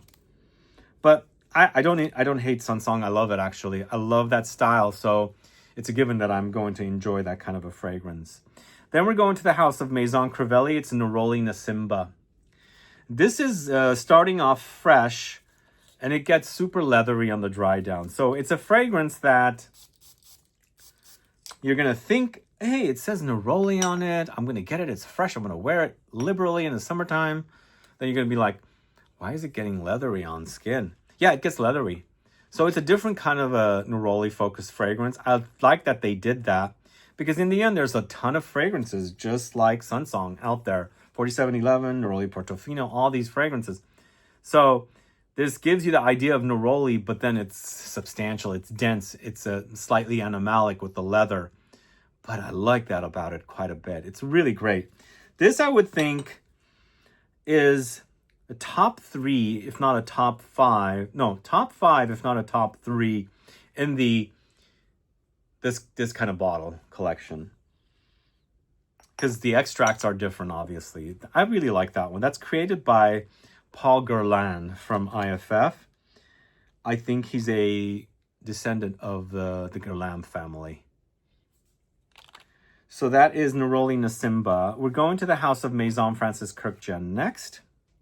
So we've got 3 fragrances. First of which is A Pomme. A Pomme, there used to be A Pomme pour Homme, A Pomme pour Femme. Then they discontinued those 2 fragrances, and then now they've launched A Pomme together as one fragrance for both sexes. But I always wondered, I always thought that it reminded me of Gaultier 2. So according to my research, I was going to feature Gaultier 2, but it's jasmine. A Pomme is neroli or orange blossom. It's a solar kind of fragrance, though. Somewhat musky. There's a light muskiness there, but it also has that beachy vibe, the solar vibe of the ylang ylang in there. I don't know if this is well, I think they launched it because the Gaultier 2 was relaunched. Francis Kurkdjian had created that. I think that's why this was relaunched. And they're relaunching a lot of fragrances now. They took them all and then they're bringing them back. But I like this one. It's a fresh, slightly musky, clean citrus floral solar fragrance. Let me know if you're a fan of a pomme. Then we're going to the house of this new fragrance that I just brought back from the Paris boutique, Le Beau Parfum, which is super intense with the floral notes. It's a floral bomb, in fact. And I just did a video on this fragrance in addition to 3 other fragrances from MFK. The Absolute pour le Soir, Absolute pour le Matin, Reflets d'Ambre, and Le Beau Parfum are all selling exclusively, but I do see it on the USA MFK website as well. This to me is very vintage smelling. I don't know why. There's a bit of a banana-ish fruitiness. I think it's from some kind of a ylang-ylang type note or some kind of a note like that. And once again, it's super solar. Really sunny, tropical, a little beachy, but bubblegummy. Not my favorite fragrance. I'm glad to have it. Le Beau Parfum. It was brought back, originally launched in 2015. And then it's Petite Matin. This one's a super juicy, super, super fresh and clean citrus floral focused fragrance. Part of the duo of fragrances that were launched, Petite Matin and Grand Soir. So I feel like Absolute pour le Matin became Petite Matin and Absolute pour le Soir became Grand Soir. Is this true? They brought those 2 back, but Petite Matin is to me, it's much better than Absolute pour le Matin, which is just brought back, as I was saying. It's so super juicy and clean. And of course, you do have a lot of juicy citruses and citrus floral notes. It's very, very clean and invigorating. I absolutely love this. Really, really great. I think it's up there with... I wouldn't say it's like 4711 or Neroli Portofino. It smells different than those fragrances, but I feel like the actual construction may be similar with twists and turns to make the fragrance smell different. But Petite Matin, to me, smells much more modern than something like Neroli Portofino, 4711, and fragrances like that. Does that make sense to you guys? Okay, next we're going to the house of... Oh, okay. I think I'm going to have to pause the video now because I've skipped the fragrance and I'm going to need it. So I'm going to pause the video now and then readjust the table and then come back in a bit. But of course, you'll not notice that. All right, guys, it took me a while to get this organized, remove the fragrances, and bring on the next batch of fragrances. Sadly, I'm missing a fragrance, and I will let you know what it is as I'm going through the fragrances. But so we left off... Let's see where we left off. We left off just before or just after Maison Francis Kurkdjian Petite Matin. And the next fragrance we're going to talk about is Sintra from the house of Memo Paris. Are you guys familiar with this one? I actually have a full review of this on the channel. And it's that similar style of the warmer vanillic notes with orange blossom neroli. This one is quite dark. Quite dark. But what's different about this one is they've also thrown in something green. A lot of petitgrain comes up. So you can really smell the actual orange blossom here, but with a lot of greenness, which are the leaves. Or maybe they haven't thrown in the petitgrain note. Maybe they've amplified the green side of the orange blossom or the neroli. So it's quite green, but eventually there's a lot of warmth under there. And so it does get warm, it does get ambery, it does get sweet. And it gives me the idea of the ice cream that I was telling you about. Vanilla ice cream and orange blossom. If you guys ever want to make this delicacy, get yourself a tub of French vanilla and find orange blossom water. Make sure it's the edible kind, not the kind that is used for perfumes.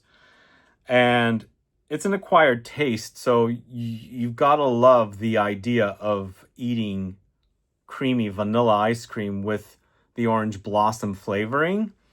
And so you should try maybe a small batch of it and drop a couple. And then you're going to have to, do the math of how many drops what you did for the cup versus a tub, that kind of thing. So try it and mix it up, put it back in the freezer so it kind of like gets together and, you know, becomes all one rather than parts of the ice cream having the orange blossom and parts of it not. And if you like pistachios, chop up some and sprinkle on top and try it. It's actually super delicious. And it's a floral take on ice cream. But I've tried it with different kinds of ice cream. And the one I really like is French vanilla. There's something more creamier, a bit fluffier about French vanilla. And it works great with this delicacy. So it's quite great. And so Sintra definitely gives me that kind of a vibe, but with a bit of a dosage of the greenness of the leaves. All right, so we're going to the House of Mugler next. And of course, as I mentioned and reported that Mugler Cologne is launching again. So somebody asked a question recently when it's launching. I don't know when. I think it's launched in Europe because I was getting ads served to me from the Mugler website on Facebook. But when I clicked on it, it took me to the USA Mugler website and it didn't have it there yet. So I don't know when it's launching, but it's definitely launching very soon. But this is Mugler Cologne, but when it was Thierry Mugler, this is one of my OG bottles. And let's use the Come Together version. And within the last couple of years, I've been seeing Come Together, Mugler Cologne Come Together at various airports. So, but it's being relaunched as just Mugler Cologne. I love this, guys. This does have the greenness, and it's so super fresh, and it does have the flowers. So this is basically like a modern take on that old school 4711 Neroli Portofino. It's very modern to me. You get the leaves, it's quite green. You get the flowers, orange blossom Neroli. There's musk in here, and it's very, very soapy. Absolutely love it. One time I was in a hotel in Paris. Their hotel products were Mugler Cologne, and I was like in heaven. This was like 10 years ago, maybe 13 years ago. And when I checked in and I saw those products, I was like, oh my God, this is so cool. I absolutely love this fragrance. Now I have the soap, the shampoo, and all that good stuff. So it was kind of a really great experience to stay in this hotel where they were, you know, leaving those Mugler Cologne products. But I'm also going to talk to you about one more Mugler Cologne fragrance called Take Me Out. So in 2017, I believe, Mugler released a collection of flankers to Mugler Cologne. That's when they retitled Mugler Cologne to Come Together. My favorite is Fly Away, which was grapefruit and cannabis, created by Sonia Constant. I absolutely love it. I actually turned that on to so many people, they ended up loving it. And during the pandemic, they were buying up bottles. But I think it's no longer, or maybe it's still as out there. I think I should buy a backup. But there's also Take Me Out, which to me is amplifying the citrus floral note. And it's kind of like a flanker of Cologne. It's actually more closer to Mugler Cologne than Fly Away, which was a grapefruit cannabis. This because this because it has more of a floral edge about it. It's more of a flanker. It has a connection to the OG Mugler Cologne. Do you guys know this one? Take Me Out. I have a video on I believe they did 5 of these at once, and then they launched a few more afterwards, which I never got. But I have a video on the channel of the first drop of these Mugler Cologne flankers, if you guys care to go watch. But I don't think they're bringing those back. They're just bringing back the OG Mugler Cologne, which I think has a following. I think people love it. It's a great fresh sheet, smells soapy, it's clean. And it doesn't smell old school like some other, similar style fragrances do. I feel like Mugler Cologne is pretty modern, even today. And it launched in 2001. I remember, big fan of Mugler. As soon as I smelled Angel, I started wearing a Men or Angel Men first in 97. had launched in France in 96. I got it in 97 is when they launched it in the States. Then Mugler Cologne in 2001. And then it was 2004 with B-Man. I loved a lot of Mugler fragrances, but Mugler Cologne I think is still great. So let's move on to the next two fragrances. We've got an OG version and a Parfum edition of one long-standing fragrance, Sculpture Homme. So the OG is created by Michel Almerac. This is the OG. It's fresher. It's an eau de toilette. And if you want something similar but more dense in a Parfum concentration, go with the Parfum. But it's, like I said, the OG is much fresher. Let's go ahead and compare here. But I do have videos on the channel of the entire collection. Whoop. And this launched in 95, I believe. Do you guys know this one? What I think this is a kind of a floral take on a amber, like a fresh amber. And it's got this kind of very familiar DNA that runs across this and Minotaur from the House of Paloma Picasso. And I think also a little bit of Laura Biagiotti Uomo, the OG fragrance from the early 90s. They've got that kind of fresh, ambery experiences. So that's the eau de toilette. And you'll really notice the Parfum is much thicker, but keeping the DNA. But the Parfum was not done by Michel Almerac. It was actually done by Eleanor Massenet. I actually prefer the Parfum. It's been modernized a little bit more, and also it's more dense. It's a thicker concentration, but similar DNA. If you know this DNA, you might be familiar with it with a brand I'm going to speak about here in a little bit. Parle-moi de Parfum has a fragrance called Wake Up World, which we actually featured in one of our Scent Club kits. It's kind of a similar DNA. When I was mentioning that Sculpture Homme, the OG in eau de toilette, was launched or created by Michel Almerac.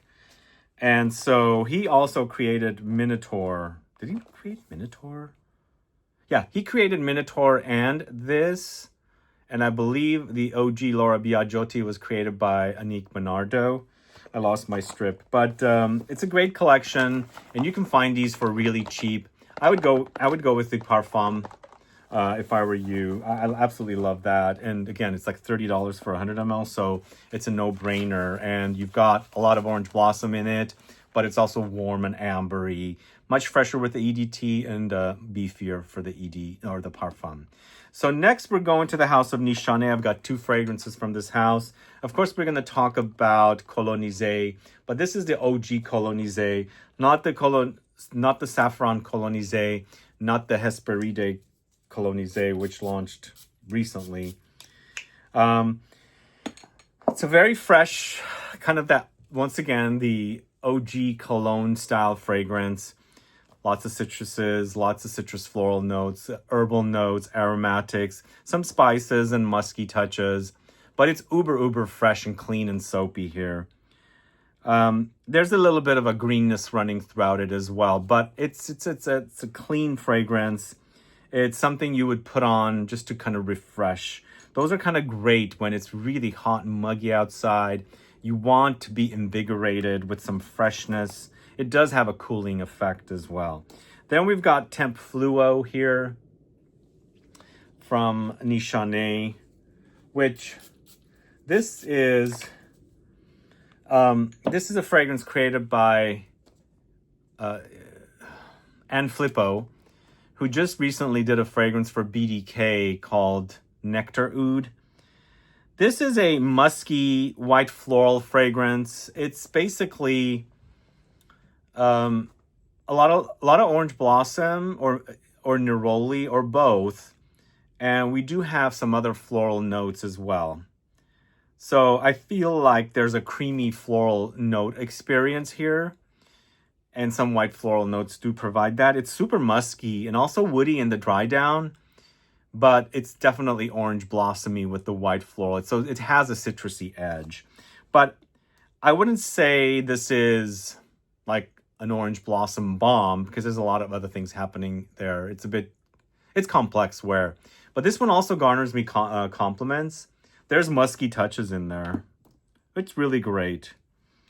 It's definitely my favorite in the 4 fragrances that were launched together when that collection launched by Nishane. But we're moving on to the house of obvious parfums. This is Un Fleur d'Oranger.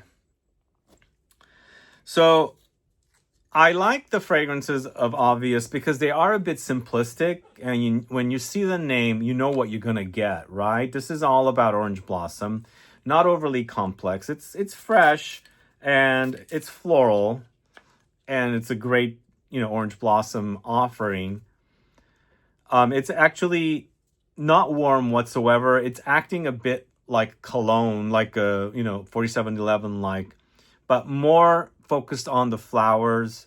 And what I like about the fragrances here, they're not super complex and easy to layer. Like they have a vanilla, vanilla, or un vanille, I should say, is in French. You can layer that with this to give you that kind of love don't be shy effect. So you can do kind of things like that with their fragrances. So they're a bit more simplistic, and there's room there that allows you to layer and do some kind of, you know, different mixology things with your fragrances.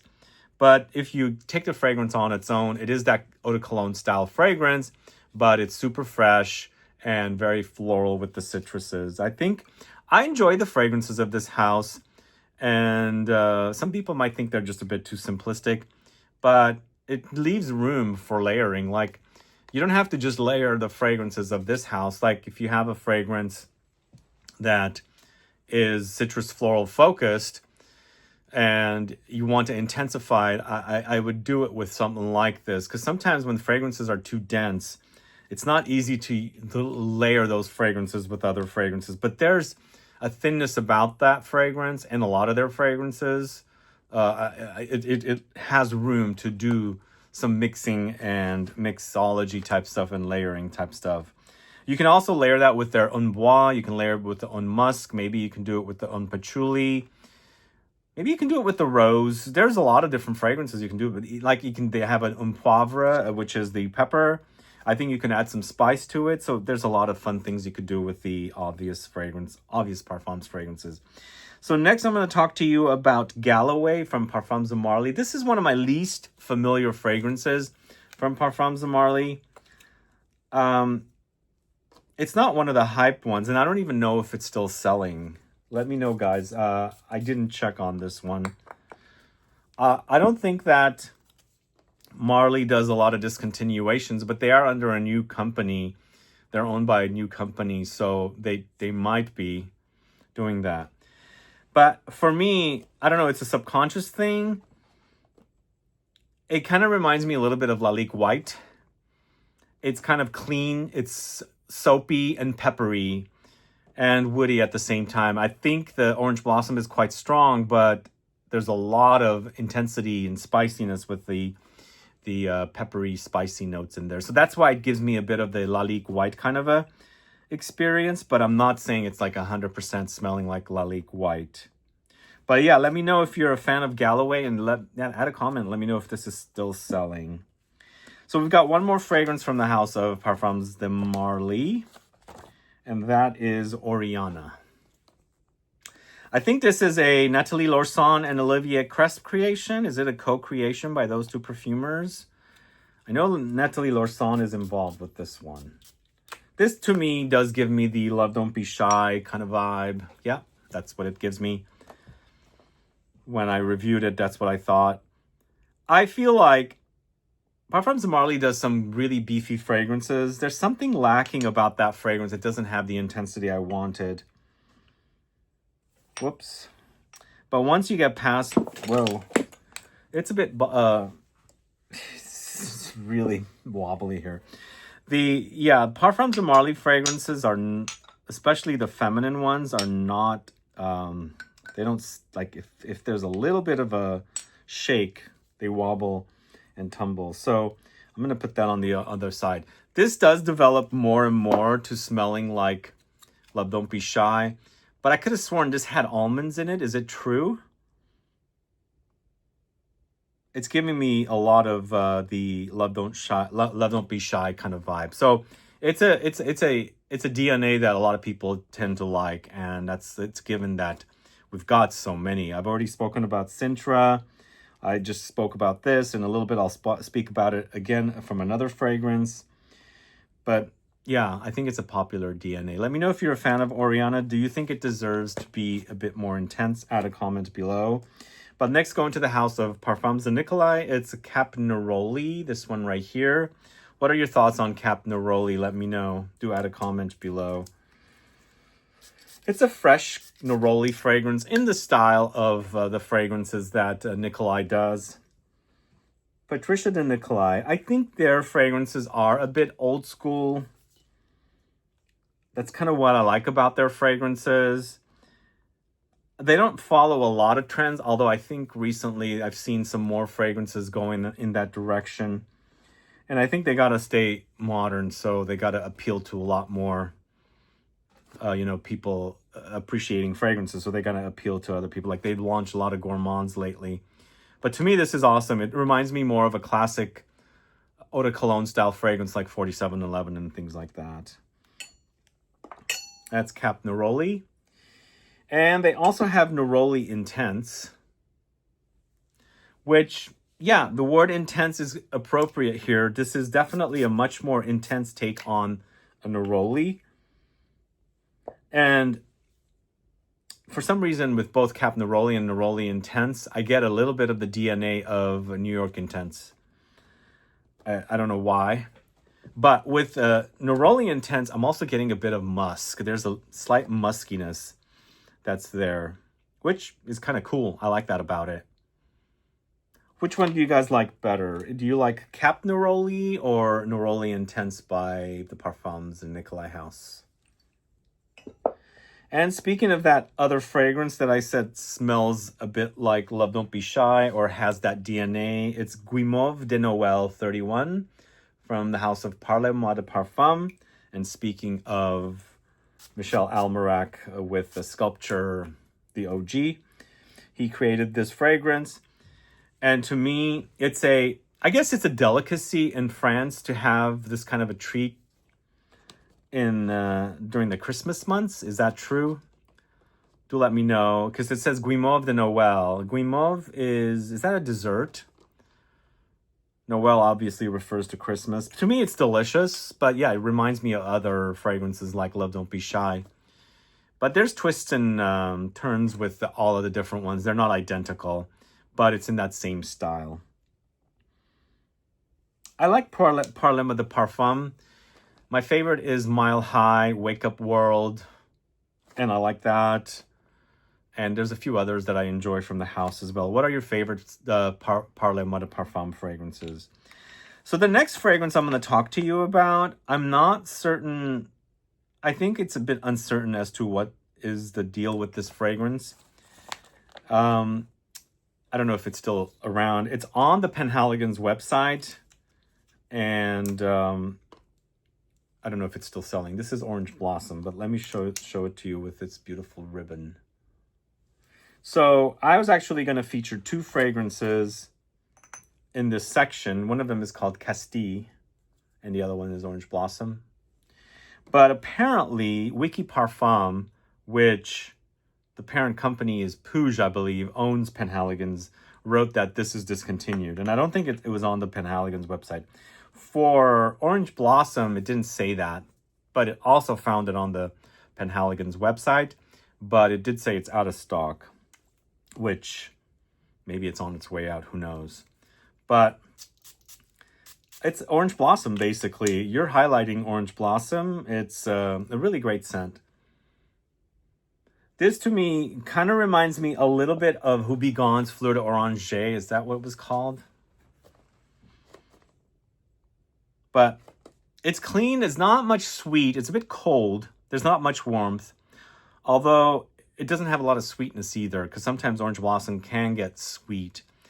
It's a more floral take on that OG original, 4711 Neroli Portofino style fragrance. And Orange Blossom, I believe, according to my research, said it was launched in 2010. So it's not that old. But it was launched at a time when the brand wasn't owned by Puig. But I haven't bought a fragrance from Penhaligon's in a while. I ordered their boozy fragrance recently, but it was caught up in that issue that I had to pay like so much duty from Harrods. I ordered 3 fragrances, so I declined it because they almost wanted to have me pay like 50% of duty for around $800. So I declined that, and I didn't have to pay it. I actually disputed it. But I need to buy, what's the fragrance that Penhaligon's launched? That's that boozy one that's created by Fabrice Pellegrin. I'm drawing a blank with the name. I need to buy that one. I quite liked it. It's quite boozy and delicious.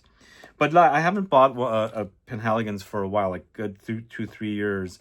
But this is definitely a really awesome one. And you'll hear about Castille here in the section with the discontinued fragrances. But the next fragrance is from the house of Paris Monte Carlo. It's Neroli Mediterraneo. I actually smelled this before this video, and I was like, damn, I've forgotten about how good this smells. Really, really good. It's bright, it's zesty, it's juicy, it's clean, but also very floral. I think that's a really awesome scent. I don't know who created it. I gotta look it up. Paris Monte Carlo's Vanille Tahiti Extrait de Parfum is so amazing. So the brand launches some really great fragrances. I had high hopes for Balsamir. I actually smelled it while I was in Javoy. I didn't really click with it. Balsamir was the latest launch, but maybe I'll go back to it. It was quite smoky, and I thought it was going to be more like a balsamic amber fragrance. So it didn't really appeal to me, sadly, but they do have some great fragrances. And this Neroli Mediterraneo is super awesome. So good, so zesty. I like that zestiness. There's a bright effervescence about it that is kind of addicting. Okay, so we've gone through Paris Monte Carlo. We're up to Parfumum Roma next. We've got 2 fragrances back to back from Parfumum Roma that are not on the fresh side, more gourmand. So first of which is Acqua e Zucchero. Do you guys like this one? Sugar water, basically. I actually bought this one while I was on a trip to Antwerp in Belgium many years ago. And it's still going strong. So it's basically the idea is the simple syrup I was talking to you guys about earlier, which was used on top of baklava. In the Middle East, they don't do honey. In Greece, they do honey for the sweetness. In the Middle East, they do simple syrup, and sometimes the simple syrup has orange blossom drops. So it flavors the simple syrup to make it a bit orange blossomy. And this gives me that kind of an idea, the simple syrup, because it's acqua e zucchero, but you have the orange blossom thrown in there to give you that kind of a floral edge. It's sweet and syrupy, sugary, and of course orange blossomy. So that's acqua e zucchero. And then we've got the Batito de Ali, which is another orange blossomy sweet fragrance. This one gives me more of a vanillic creaminess. And this reminds me of that ice cream idea once again. But this one actually, it's almost like you got that vanilla ice cream with the orange blossom flavoring, but it's sprinkled with cocoa, which there's a slight chocolatiness that comes in here. So it's interesting. I've got 2 fragrances here from Parfumum Roma. Both of them are not fresh. They're more on the kind of gourmand side.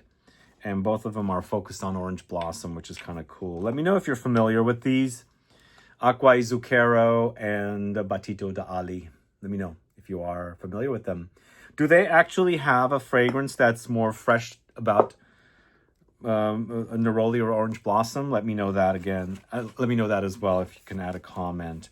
But we're moving on to the house of Ralph Lauren. We've got 2 fragrances from the Polo Earth series. The original Polo Earth and then Moroccan Neroli. Let's talk about the original Polo Earth. So they launched with Polo Earth around 21, I believe, or 22. And at that time, I thought this is a great alternative for our discontinued Mugler cologne. But now Mugler cologne is coming back, and I actually really love Mugler cologne a lot more. But this is really quite good. For me, as I was saying about Mugler cologne, it does have a very modern smell to it. This does give me a bit more of an old school vibe because it reminds me of those Neroli Portofino 4711 type fragrances. So it's very floral, it's very citrusy, it's juicy. And of course, there's aromatic herbal touches in there as well. It's nice. It's nice. I've used up quite a bit of it, and those are refillable bottles. Right there. But the thing is, they launched 3 flankers, and I found them somewhere, and I bought them. They never launched at Macy's, and I bought the original from Macy's. I haven't used up the Moroccan Neroli flanker of Polo Earth much, so I'm going to have to refresh my memory about this one. I mean, I wore it initially. So this to me smells like an updated OG Polo Earth with a bit more of an overdose of Neroli. So it's got more of a Neroli focus. To me, it smells like it. It does get more floral. It's beautiful, though. I could have sworn this one was Sonia Constant, if I'm not mistaken. I have a video on the 3 flankers, and actually there's been a 4th flanker that has launched as well. So the OG, then 3 flankers launched, and then a 4th flanker launched as well, which I haven't gotten my nose on. I thought it was a sandalwood focused fragrance, but I could be wrong. But this is quite good. I'm going to have to put this one aside too. This to me does remind me similarly to the 4711 Neroli Portofino idea, and again it's more amplified with the Neroli there, so a bit more floral. Then we're going to the house of Ramon Monegal. It's Entre Naranjos. Do you guys know this one? I do have a video, a review of this one on the channel, probably shot in 2020. I like their bottles. What do you guys think? Only thing is sometimes they do, this thing comes off, it's twists around, but I kind of like them. You guys like these bottles? So this one is Naranjos. I believe it's focusing on the orange, but not just the orange itself. It's about the flowers as well. So I think it's paying tribute to the orange tree. So it's quite citrusy, very green. I think you have the green leaves in here, the bitter greens. You also have a lot of the flowers. And this one to me acts a bit powdery compared to more of that juiciness. And even though you've got the juiciness of the citruses, there is a powdery experience there. Let me know if you're familiar with Entre Naranjos from the house of Ramon Monegal. Again, I do have a review of that one if you care to go watch it. It's on the channel. So next we've got a fragrance from the house of Reine de Saba. This is Aksum, a fragrance created by Dominique Ropian. So Dominique Ropian's Aksum is about white flowers and citruses. So a lot of orange blossom, neroli, and I believe this also has jasmine. And the jasmine and the orange blossom really do work wonderfully together. There's some muskiness in there as well. I'm going to push these bottles back. It's become a bit bouncy lately. I'm almost feeling like there's an earthquake happening. Anyway. But again, this is more about the bouquet of fresh white flowers together. So there's a lot of orange blossom here, but there's also a lot of other white flowers and a lot of citruses and some musky touches as well. It's a very invigorating, clean fragrance, but heavy on the flowers. And again, it's not just about the orange blossom.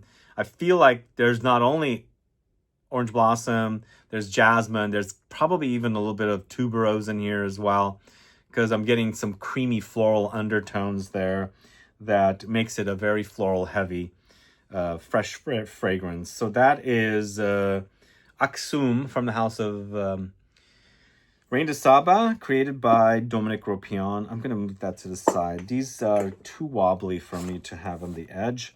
So this next fragrance is the one that I mentioned earlier, reminds me of Sunsong. This is Rocha, Eau de Rocha Citron Soleil. Even the color of the bottle, as you can see, are very, very similar.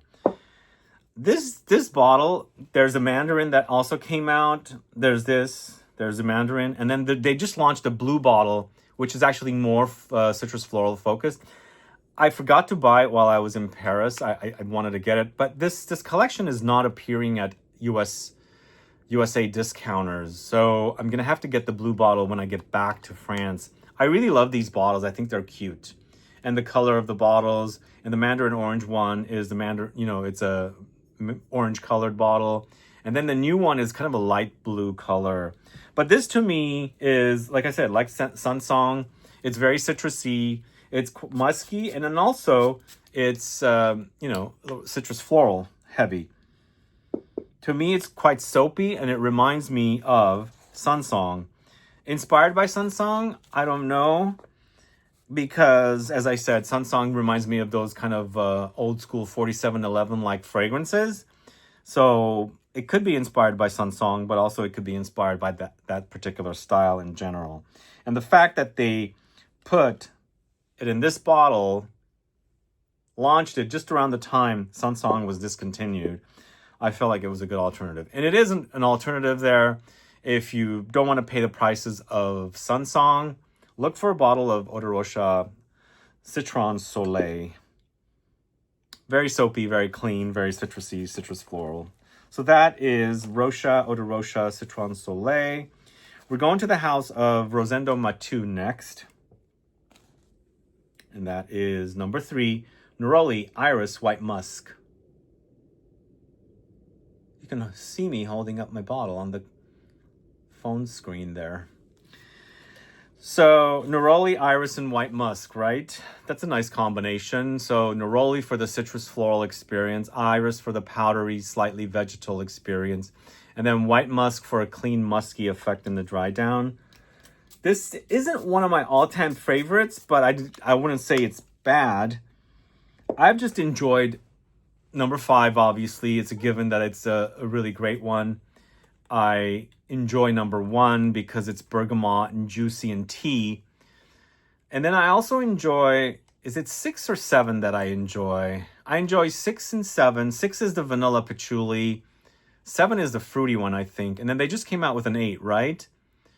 But this is, to me, very clean, a powdery take on a citrus floral fragrance with a lot of musk. And I think these notes kind of work really wonderfully together. It's not anything like hugely groundbreaking. It does smell great. And it's clean, but slight powderiness from the iris. And of course, you've got a beautiful neroli in there for that kind of soapy clean effect. So that is number 3 by Rosendo Matu. Let me know if you're a fan of that or that house. But this next fragrance, I feel like is one of the most popular orange blossom focused fragrances. Or maybe it was. This is Fleur d'Oranger from Serge Lutens. So this to me is super sexy. First of all, the orange blossom is on the green side, but a bit ambery, kind of like a thickness about it. When you put it on skin, this does have a cumin note that pops up. That might turn off people, but that adds this kind of sweaty, sexy layer to the fragrance when it's just nothing but this just gorgeous white floral, citrus floral dosage of it in the fragrance. But when you see that cumin pop up, the first time you wear it, you might be caught off guard. If you like cumin and you like orange blossom, this is a perfect fragrance. But I think the cumin might turn people off. But I feel like the cumin is a nice contrast. You've got nothing but this gorgeous white citrus floral note here, overdosed in this fragrance, but something dirty appears with the cumin note, the spice. I love that combo. It's a nice contrast, and I love these kind of contrasty things happening in fragrances. It's really great. It's a great fragrance from the house of Serge Lutens. One of the best houses out there, I think. I actually bought a fragrance, and I haven't spoken about it when I was in France recently, that I knew about, but I fell in love. Maybe it was the weather outside, warm and muggy a bit, but I'll talk about it soon. But the older I get and the more I get into this hobby, I come back to Serge Lutens and really enjoy their fragrances. I think they had some of the best fragrances ever created, and created by perfumer like Christopher Sheldrake, who I recently met. And if you're a fan of Christopher Sheldrake's creations and a fan of Serge Lutens, go catch my video with Christopher of Spatturno. So he was invited by Spatturno to create 5 fragrances for that house. You're going to really enjoy those fragrances. So please go catch that video with Christopher and the founder of Spatturno. But moving on to the house of Tom Ford, I've got 3 Tom Ford fragrances. This is Eau de Soleil Blanc. So I was originally going to feature the OG Soleil Blanc, but it didn't feature, at least my research didn't show me that it featured Orange Blossom, or maybe it did and I felt like using this one. This one to me is a fresh take on that OG Soleil Blanc DNA, which I feel like this is the start of the Soleil series, right? They launched it with, not this, but the Soleil Blanc, the OG and EDP. This is Eau de Toilette, I believe. But I was like, this is so good. It smells so good. It's the original, but much fresher, much citrusier, and something you can wear a little bit more easily in the summertime. Not that I have a problem with heavy fragrances, but most people that enjoy less potent fragrances in summer should appreciate that. But definitely has a lot of brightness with the citrus floral notes here. And then you've got that kind of tropical, creamy, kind of coconutty DNA that the original has, but in a much more fresh, kind of easier to wear, styling. But still really, really awesome. I love that. Let me know if you're a fan of Eau de Soleil Blanc. Eau de Soleil Blanc or Soleil Blanc, the OG. Next is Neroli Portofino. Obviously, we're going to feature this. I actually have the Forte as well, which I won't highlight here because the Forte is discontinued. And from what I hear, the Parfum that just launched of this is different than the Forte, so I won't highlight the Forte. But yeah, 4711 in the Tom Ford style. I feel like it is fairly modern, but also classic. Mugler for me smells modern. Something about it is changed up. This to me smells more like a throwback to the 4711 fragrance, but it's a great idea to take and recreate as a Tom Ford fragrance. And you've got an overdose of neroli, orange blossom, probably some musky notes of citruses, giving you a little bit of herbal aromatic touches in there, some light woods in there as well, for a very clean neroli orange blossom focused fragrance. I think it's good. The Forte is also really, really great. It's much thicker and much more intense. But again, Neroli Portofino is, I think, very, very popular from that house. And then I am going to throw this one in here. I don't know if it's still selling. I think it's still selling. Hopefully it's not discontinued. If it is, I'm sorry. But it's Soleil Brûlant. So this is a flanker to the Soleil series.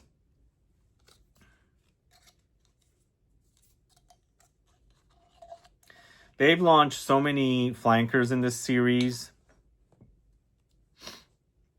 I'm getting a little allergic here for some reason.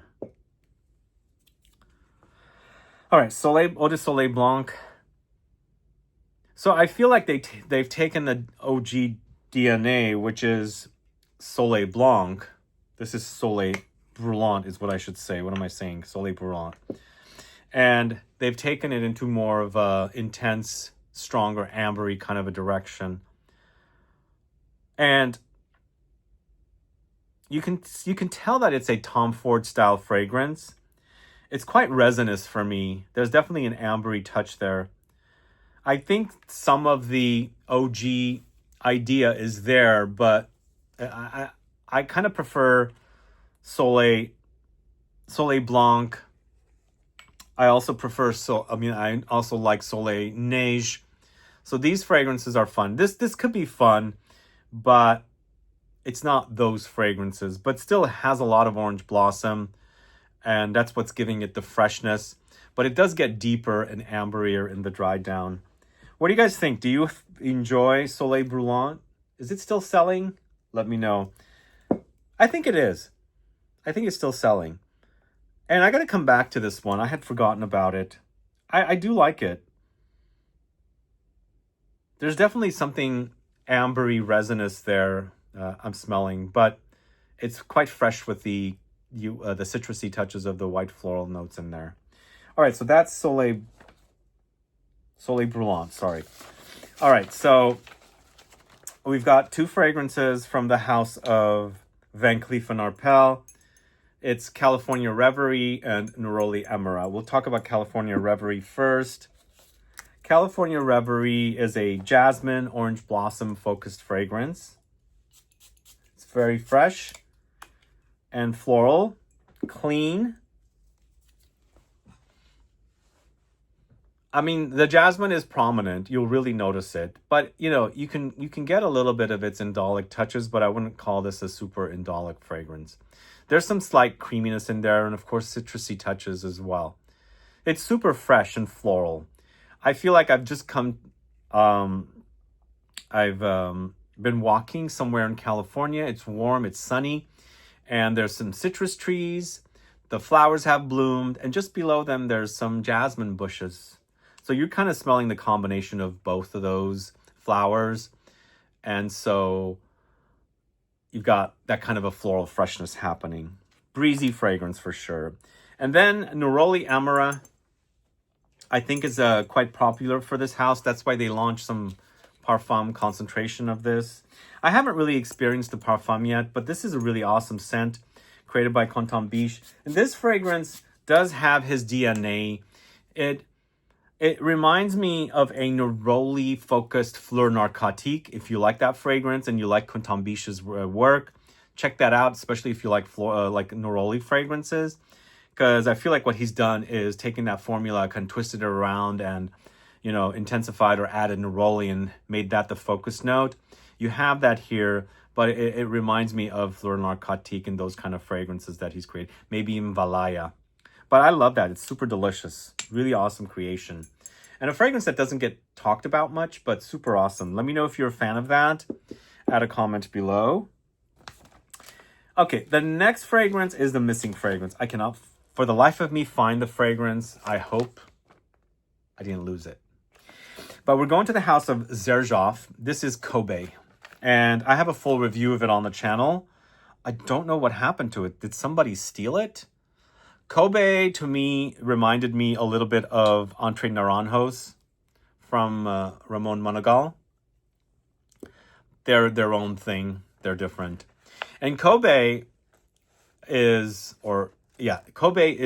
part of the trio of super citrusy, fresh fragrances from XERJOFF. And it's funny, I had visited Stockholm, Sweden, back in 2016 December, 2017 January, and coming back at the airport, there was a lot of perfume being sold, and I discovered XERJOFF there. It could have been 2015 to 2016, sometime then, and I bought a bottle of Uden, Kobe, and Neo in its older bottles. So, and the woman gave me a discount on buying two, and then she said you can have a more discount if you buy three bottles. So I bought three XERJOFF fragrances in their older bottles. No longer have them as I've gone through them. But Kobe all three of them I felt like were really great. And even though Neo was the freshest, it was in the Bergamot video last Saturday. It's a kind of a almost barbershop-y style of bergamot focused fragrance. Uden to me was kind of a beefy take on something like Chanel's Allure Homme. And then Kobe was the one about the orange blossom, like the really intense take on orange blossom. It was kind of on the powdery side, but it was paying tribute to the orange blossom. Sadly, it's not here, but it's a little bit about Kobe. And I'm not flashing photos on these videos, obviously, so I don't have a bottle to show you.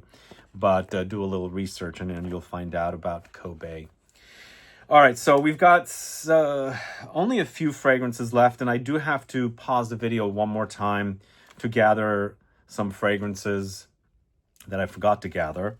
But let's continue on. We've got some fragrances from the house of Yves Saint Laurent, and the first of which is Libre Eau de Parfum Intense. There's a little bit left. So this fragrance to me is YSL's answer to something like Love Don't Be Shy. Wow, look at the color of that. But it's a different take on it because they have a lot of lavender in here. So it's orange blossom, it's warm vanillic notes and lavender together. I think it's a good combo, but it's got an underlying common smell that's in a lot of designer fragrances that throws me off. If I had stripped away that kind of like, it's either a musk or an amber wood kind of note or something that's present in a lot of designers, not just women's fragrances, but in men's as well. If I remove that, I think this fragrance would be a lot better. But I feel like they add these kind of notes to intensify and make the fragrance last longer. But to me, I like this DNA a lot. And I like the addition of the lavender to it as well. The only one I have in this collection is this one and the Platine. But the Platine I'm not featuring here. I don't think it's as strong with the orange blossom. I think there's a lot of aldehydes in there. So I just want to feature this one because it's my favorite of the bunch, and obviously it's a little bit left. But that's Libre Eau de Parfum Intense from the house of YSL. And next we've got two fragrances for the guys. It's myself in OG Eau de Parfum and the new La Absolue, which I just did a video on. So this one, Eau de Parfum, is a lot of orange blossom with a kind of ambroxany notes. This is created by Christophe Reynaud. You guys know this perfumer? Another perfumer over at Givaudan. So it's a musky floral fragrance, ambery in the dry down. It's fresh. It's got good sillage and things like that, but I don't think it's a wow fragrance. I think it's kind of popular for the brand, though. I much prefer this over, what's the fragrance called? Y, the Y collection. I much prefer this because I love orange blossoms, and I get plenty of orange blossom in here. And it might be the synthetic variety of orange blossom, not necessarily like the realistic flower smell, but I still like this one a lot more than the Y series of fragrances. And then the L'Absolu is a bit more potent. I think I got a little bit of bubblegumminess here. It's a lot more intense for sure. It's a bit metallic as well.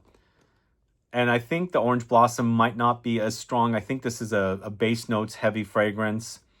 I mean, it's there. The orange blossom is there, don't get me wrong. But I think I like the L'Absolu a lot more, actually. It's a bit more sexy, but there is a kind of a slight bubblegummy thing happening there in a metallic way. Have you guys gotten your nose on this one? Let me know. And then the final fragrance from YSL I'm going to talk to you about until the next brand is Trench from the Le Vestiaire collection. So this is a citrus floral focused powdery fragrance that I really, really like, actually. It's clean, it's fresh, it's floral, of course, citrusy, and there's a lot of powder there. When I smell this fragrance, I see powder floating in air. That's how I experience the powderiness in this fragrance. But it's super great. It's almost like citrusy baby powder. Does that make sense? Like baby powder, I'm sure you've smelled it. It smells powdery. There's a certain kind of smell to it. But just imagine they've made it with citruses, not only the actual fruits, but also the flowers, which is kind of cool. I like that about it. It's got a muskiness too, and that's Trench from the house of YSL from the Le Vestiaire collection. All right, I had to pause the video there because I had to grab some fragrances I forgot. I've got 4 Zara fragrances to talk to you about. First of which is called Amalfi Sunray. This is from the first drop of, Orange Blossom. First drop of Jo Malone fragrances that were created by Jo Malone for Zara. It's interesting how that relationship started. I think she's still doing fragrances for Zara. Although I actually met her last November in Dubai at a party I went to. And very nice lady, actually, but she sold her brand to Estee Lauder. Of course, the name too. So she can use the name on other fragrances, but she can't launch her own brand here in the States. I think that's what the deal is. I don't know 100%. She has her own brand, Joe Loves, in the UK, but she's doing fragrances for Zara. But this Amalfi Sunray is orange blossom, but more solar. So there's a creamy coconutty undertone there. It's a bit beachy. So it's a lot of the orange blossomy notes. I've gotten to enjoy this style a lot more since the launch of this fragrance. But prior to that, I actually enjoyed Fleur d'Oranger more. And that is basically just orange blossom. It's clean and soapy. But compare the two fragrances. Between the two fragrances, I'm preferring Amalfi Sunray now because it has that kind of creaminess, the coconuttiness, more solar styling to it. This Fleur d'Oranger to me just smells like orange blossom, fragrance. More like the 4711 style, Neroli Portofino style, but amplified with the orange blossom. It's good. Don't get me wrong. I love it. It's a great cheapie if you can still find it. And I'm hoping they still make these because Zara is very unpredictable, but it's a great offering, both of them. And it's a Amalfi Sunray and Fleur d'Oranger. You guys tried these two? And then we're going to end this video with these last two Zara fragrances. And one's a stronger version of the other. So Sunrise on the Red Sand Dunes and Sunrise on the Red Sand Dunes Intense. So I've been mentioning I was at a visit with the family. I stopped into a Zara store there and I was looking through their fragrances. I didn't buy any Zara fragrances, although I smelled this again and I did a video on this. And I was like, damn, that smells so good. What the heck? I don't remember reacting this positive. Although now that I think of it, I did react positively to this. But this intense version of Sunrise on the Red Sand Dunes is so much better. And I'll talk to you guys about both. Let me go to the original first. A lot of people say this is like Imagination by Louis Vuitton. Is it?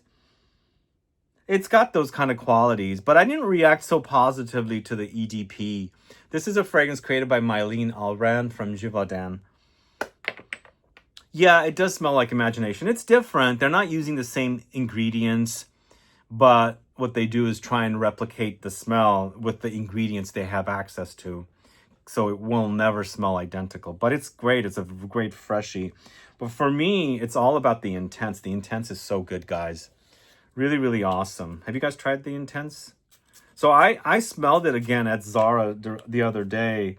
And because it's kind of warm where I was at, it smelled so great.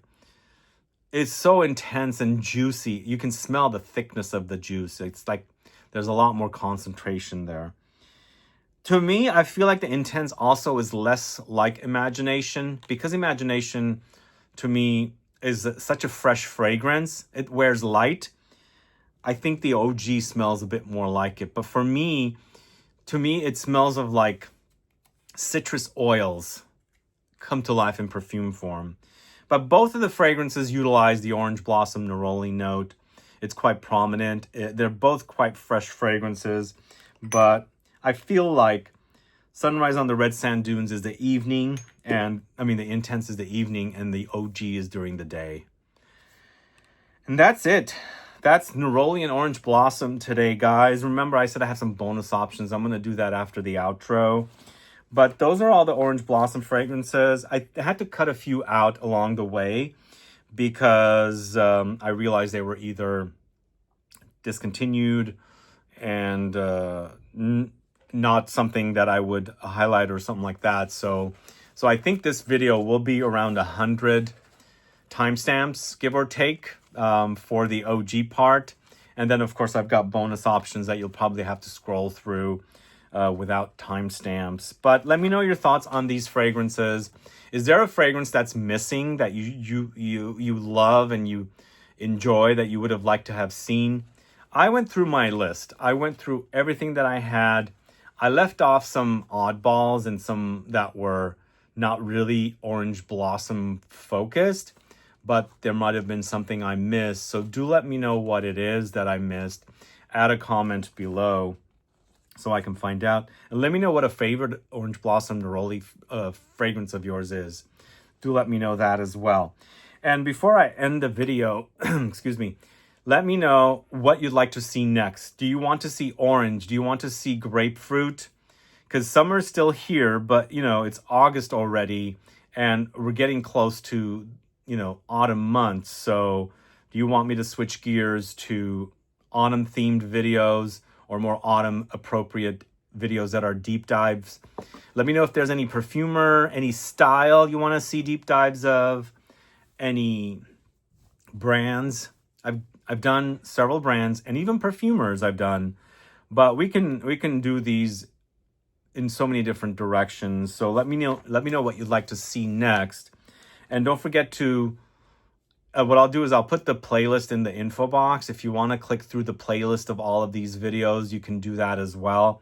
But don't forget to watch or catch any of the previous videos that I've you know, put in the playlist of the deep dive videos. But yeah, let me know. Add a comment below. Thanks so much for watching today's video. If you have any questions or comments, please list below. Please make sure to subscribe to the channel so that you won't miss out on any videos. And of course, click the bell icon so that you'll get notified anytime I upload a video. And also, please help this video have a wider reach by giving it a thumbs up, so it'll help, you know, expand its audience. Anyway, thanks so much. See you guys later. Bye-bye.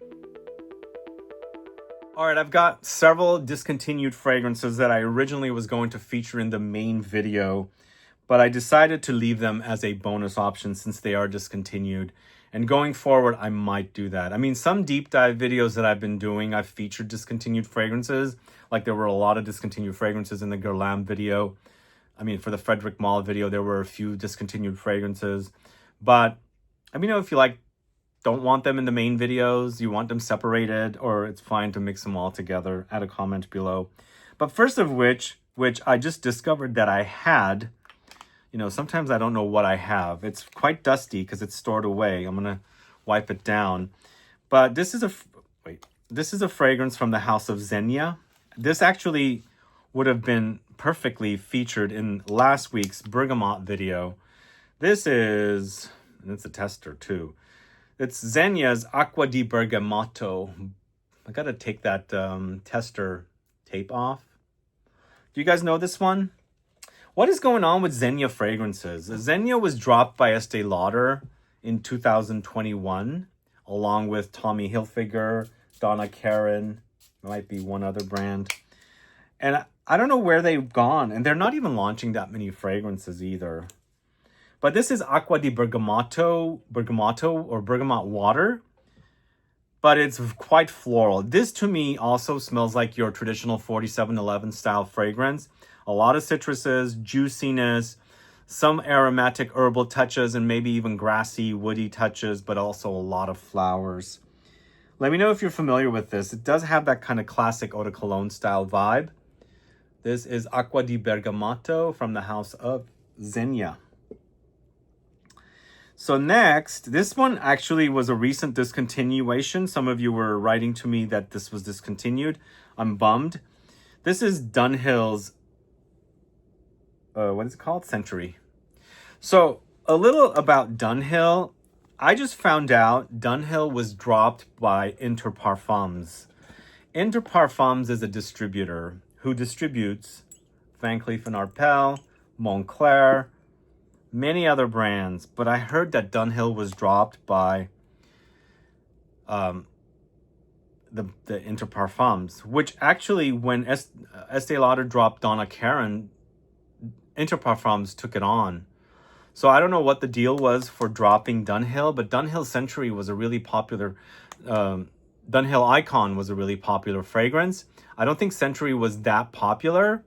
But if you have a favorite Dunhill fragrance, guys, now is the time to buy backup bottles because Interparfums has dropped them. I think I don't know what's going to happen with the brand. So I don't know, like, will they go to another company and that company will reformulate their fragrances because they're not going to be working with the same perfumes. I don't know what happens, but this is the time to buy up your favorite Dunhill fragrances because there's a bit of uncertainty with them. And this century fragrance was recently discontinued, and it was a fragrance that I loved more than hated, but there was a little bit of the part of this fragrance that I didn't care for, and that part was the Santal 33 reminder. But there was a lot of neroli or orange blossom in here. So for me, when I wore this fragrance, it reminded me a little bit of laundry. The combination of those kind of woody notes that are prominent in Santal 33 meshed and intensified with the overdose of the citrus floral touches gave me a very clean, soapy laundry effect. Imagine your clothing have just been laundered. They've been hung on a clothing line outside and they're breezy wind hitting them and you're getting whiffs of the clean laundry smell. That's kind of what I get here with this one.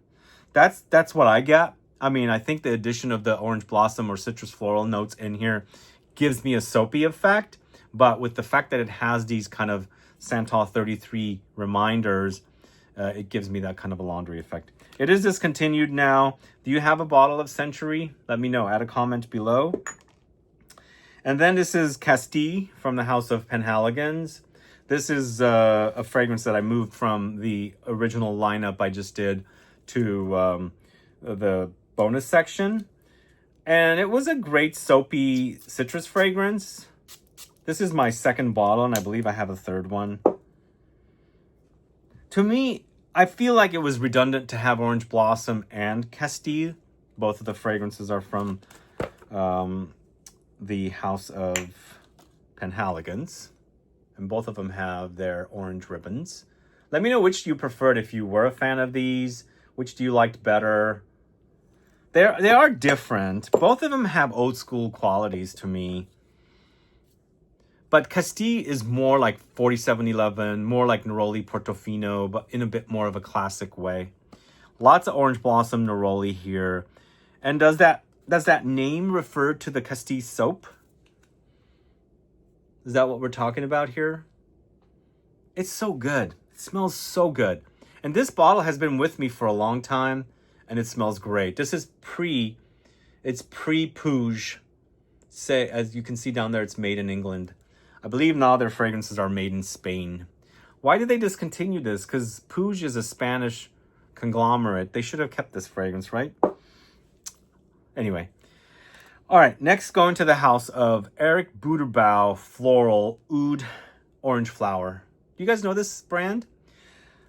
All of these fragrances are discontinued. They're kind of stored away and they're dusty. So this fragrance I smelled at not Neiman Marcus. It was a Saks exclusive.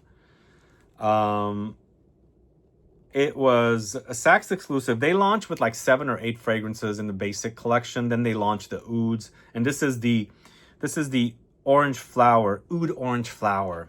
And to me, so super delicious, guys.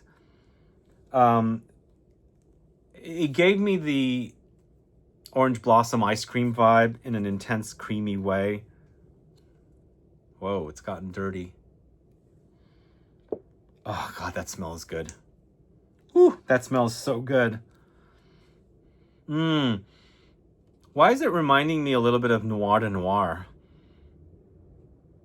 But it's good. Really, really great.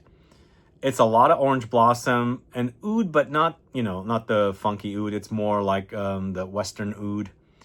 But there's a creamy layer there. Super thick and gooey, kind of vanillic. And really awesome. I fell in love with that. And I shot a video like back in like 2018 or 2017. I can't remember. About orange blossom ice cream. And I featured that in there. But the brand launched, Eric Buderbaugh is a florist to the stars, celebrities in Hollywood. So they launched a fragrance brand and focused on flowers and the fragrances. And then they kind of went and took the fragrances into multiple directions. They launched the Ouds. They had other collections. And then they got sold, I believe, to Puig. And then I believe Puig just killed the brand. Or maybe the owners got out of it. But I don't know. But that fragrance is so awesome. I have this much. I don't use it much, but I love that fragrance. It smells so, so good. So this fragrance I just recently bought, and I'm going to feature it here. This I found at a discount at, what was it called? Marshall's. It's Finery's Sunforia. From what I hear, it's discontinued, which is a bummer, but I bought this for 10 bucks. And the fragrances of Finery are like 40. I think 40 bucks. 30 something, I think. So people say that this is smelling like the original Soleil Blanc. I feel like this to me is the idea of Soleil Blanc is there, but this acts so thick on me. And even though this is the EDT and then the OG is the EDP, when I compare this side by side with the OG, this is so much thicker. It's like it's really, really intense. But also the orange blossom smells different in this in comparison to that. So this to me acts a bit more gourmand. It's super sweet, but also has those solar touches and tropical touches. I think it's so yummy. That's why I bought it. Apparently it's discontinued and this was in clearance for $10. But it was open package. I smelled it. And again, a little bit of it was used. But I fell in love with the smell and I had to have it. And of course, I'm talking about it here. For me, it gives me the idea of the orange blossom ice cream idea, but thickened. This is like so dense. I never smelled this before, and I absolutely love the way it smells. Have you guys gotten your nose? If you're at or near any of those discount stores, check it out, because there was 2 bottles at the store I was at, and I bought that there, and I actually love the smell. All right, we're going to go to Estee Lauder's Bronze Goddess Azure. So this is like the OG Bronze Goddess with a orange blossom intensity. So taking it to a fresh floral direction. Oh yeah, you can smell the orange blossom so prominently here. I mean, under it, it seems like there is that OG DNA of that kind of warm, summer, creamy, ambery, vanilla glow. But it's so fresh with the orange blossom neroli thing happening here. And it's quite nice, but it is discontinued. I looked it up.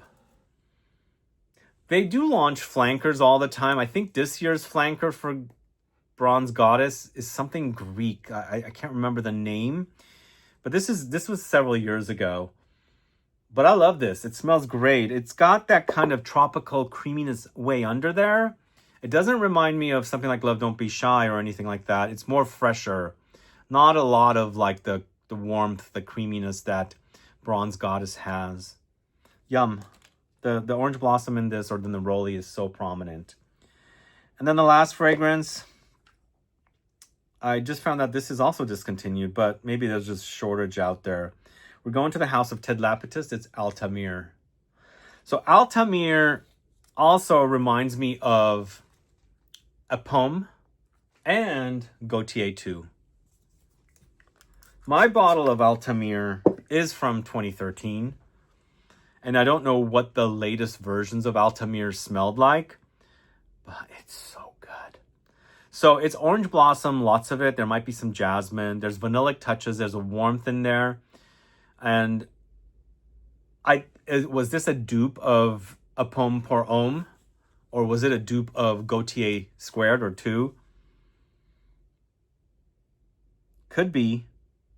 But it's super fine and super delicious. Again, it's an older bottle, and I'm uncertain if this fragrance is still selling. But this version that I have is from around 2013. I think the bottle is probably from around 2012 or 2011. And it's a super fine fragrance for an alternative to a much more amberier version of Gaultier squared. And of course, a Pomme pour Homme. So A Pomme pour Homme smelled a little different than the latest version of A Pomme. And this to me is like a warmer, amberier take on something like Gaultier Squared or A Pomme pour Homme. Really awesome fragrance. Let me know if you're familiar with Altamir. Add a comment below. And thanks so much for watching, guys. Do not forget to comment and let me know what you'd like to see next. See you later. Bye-bye.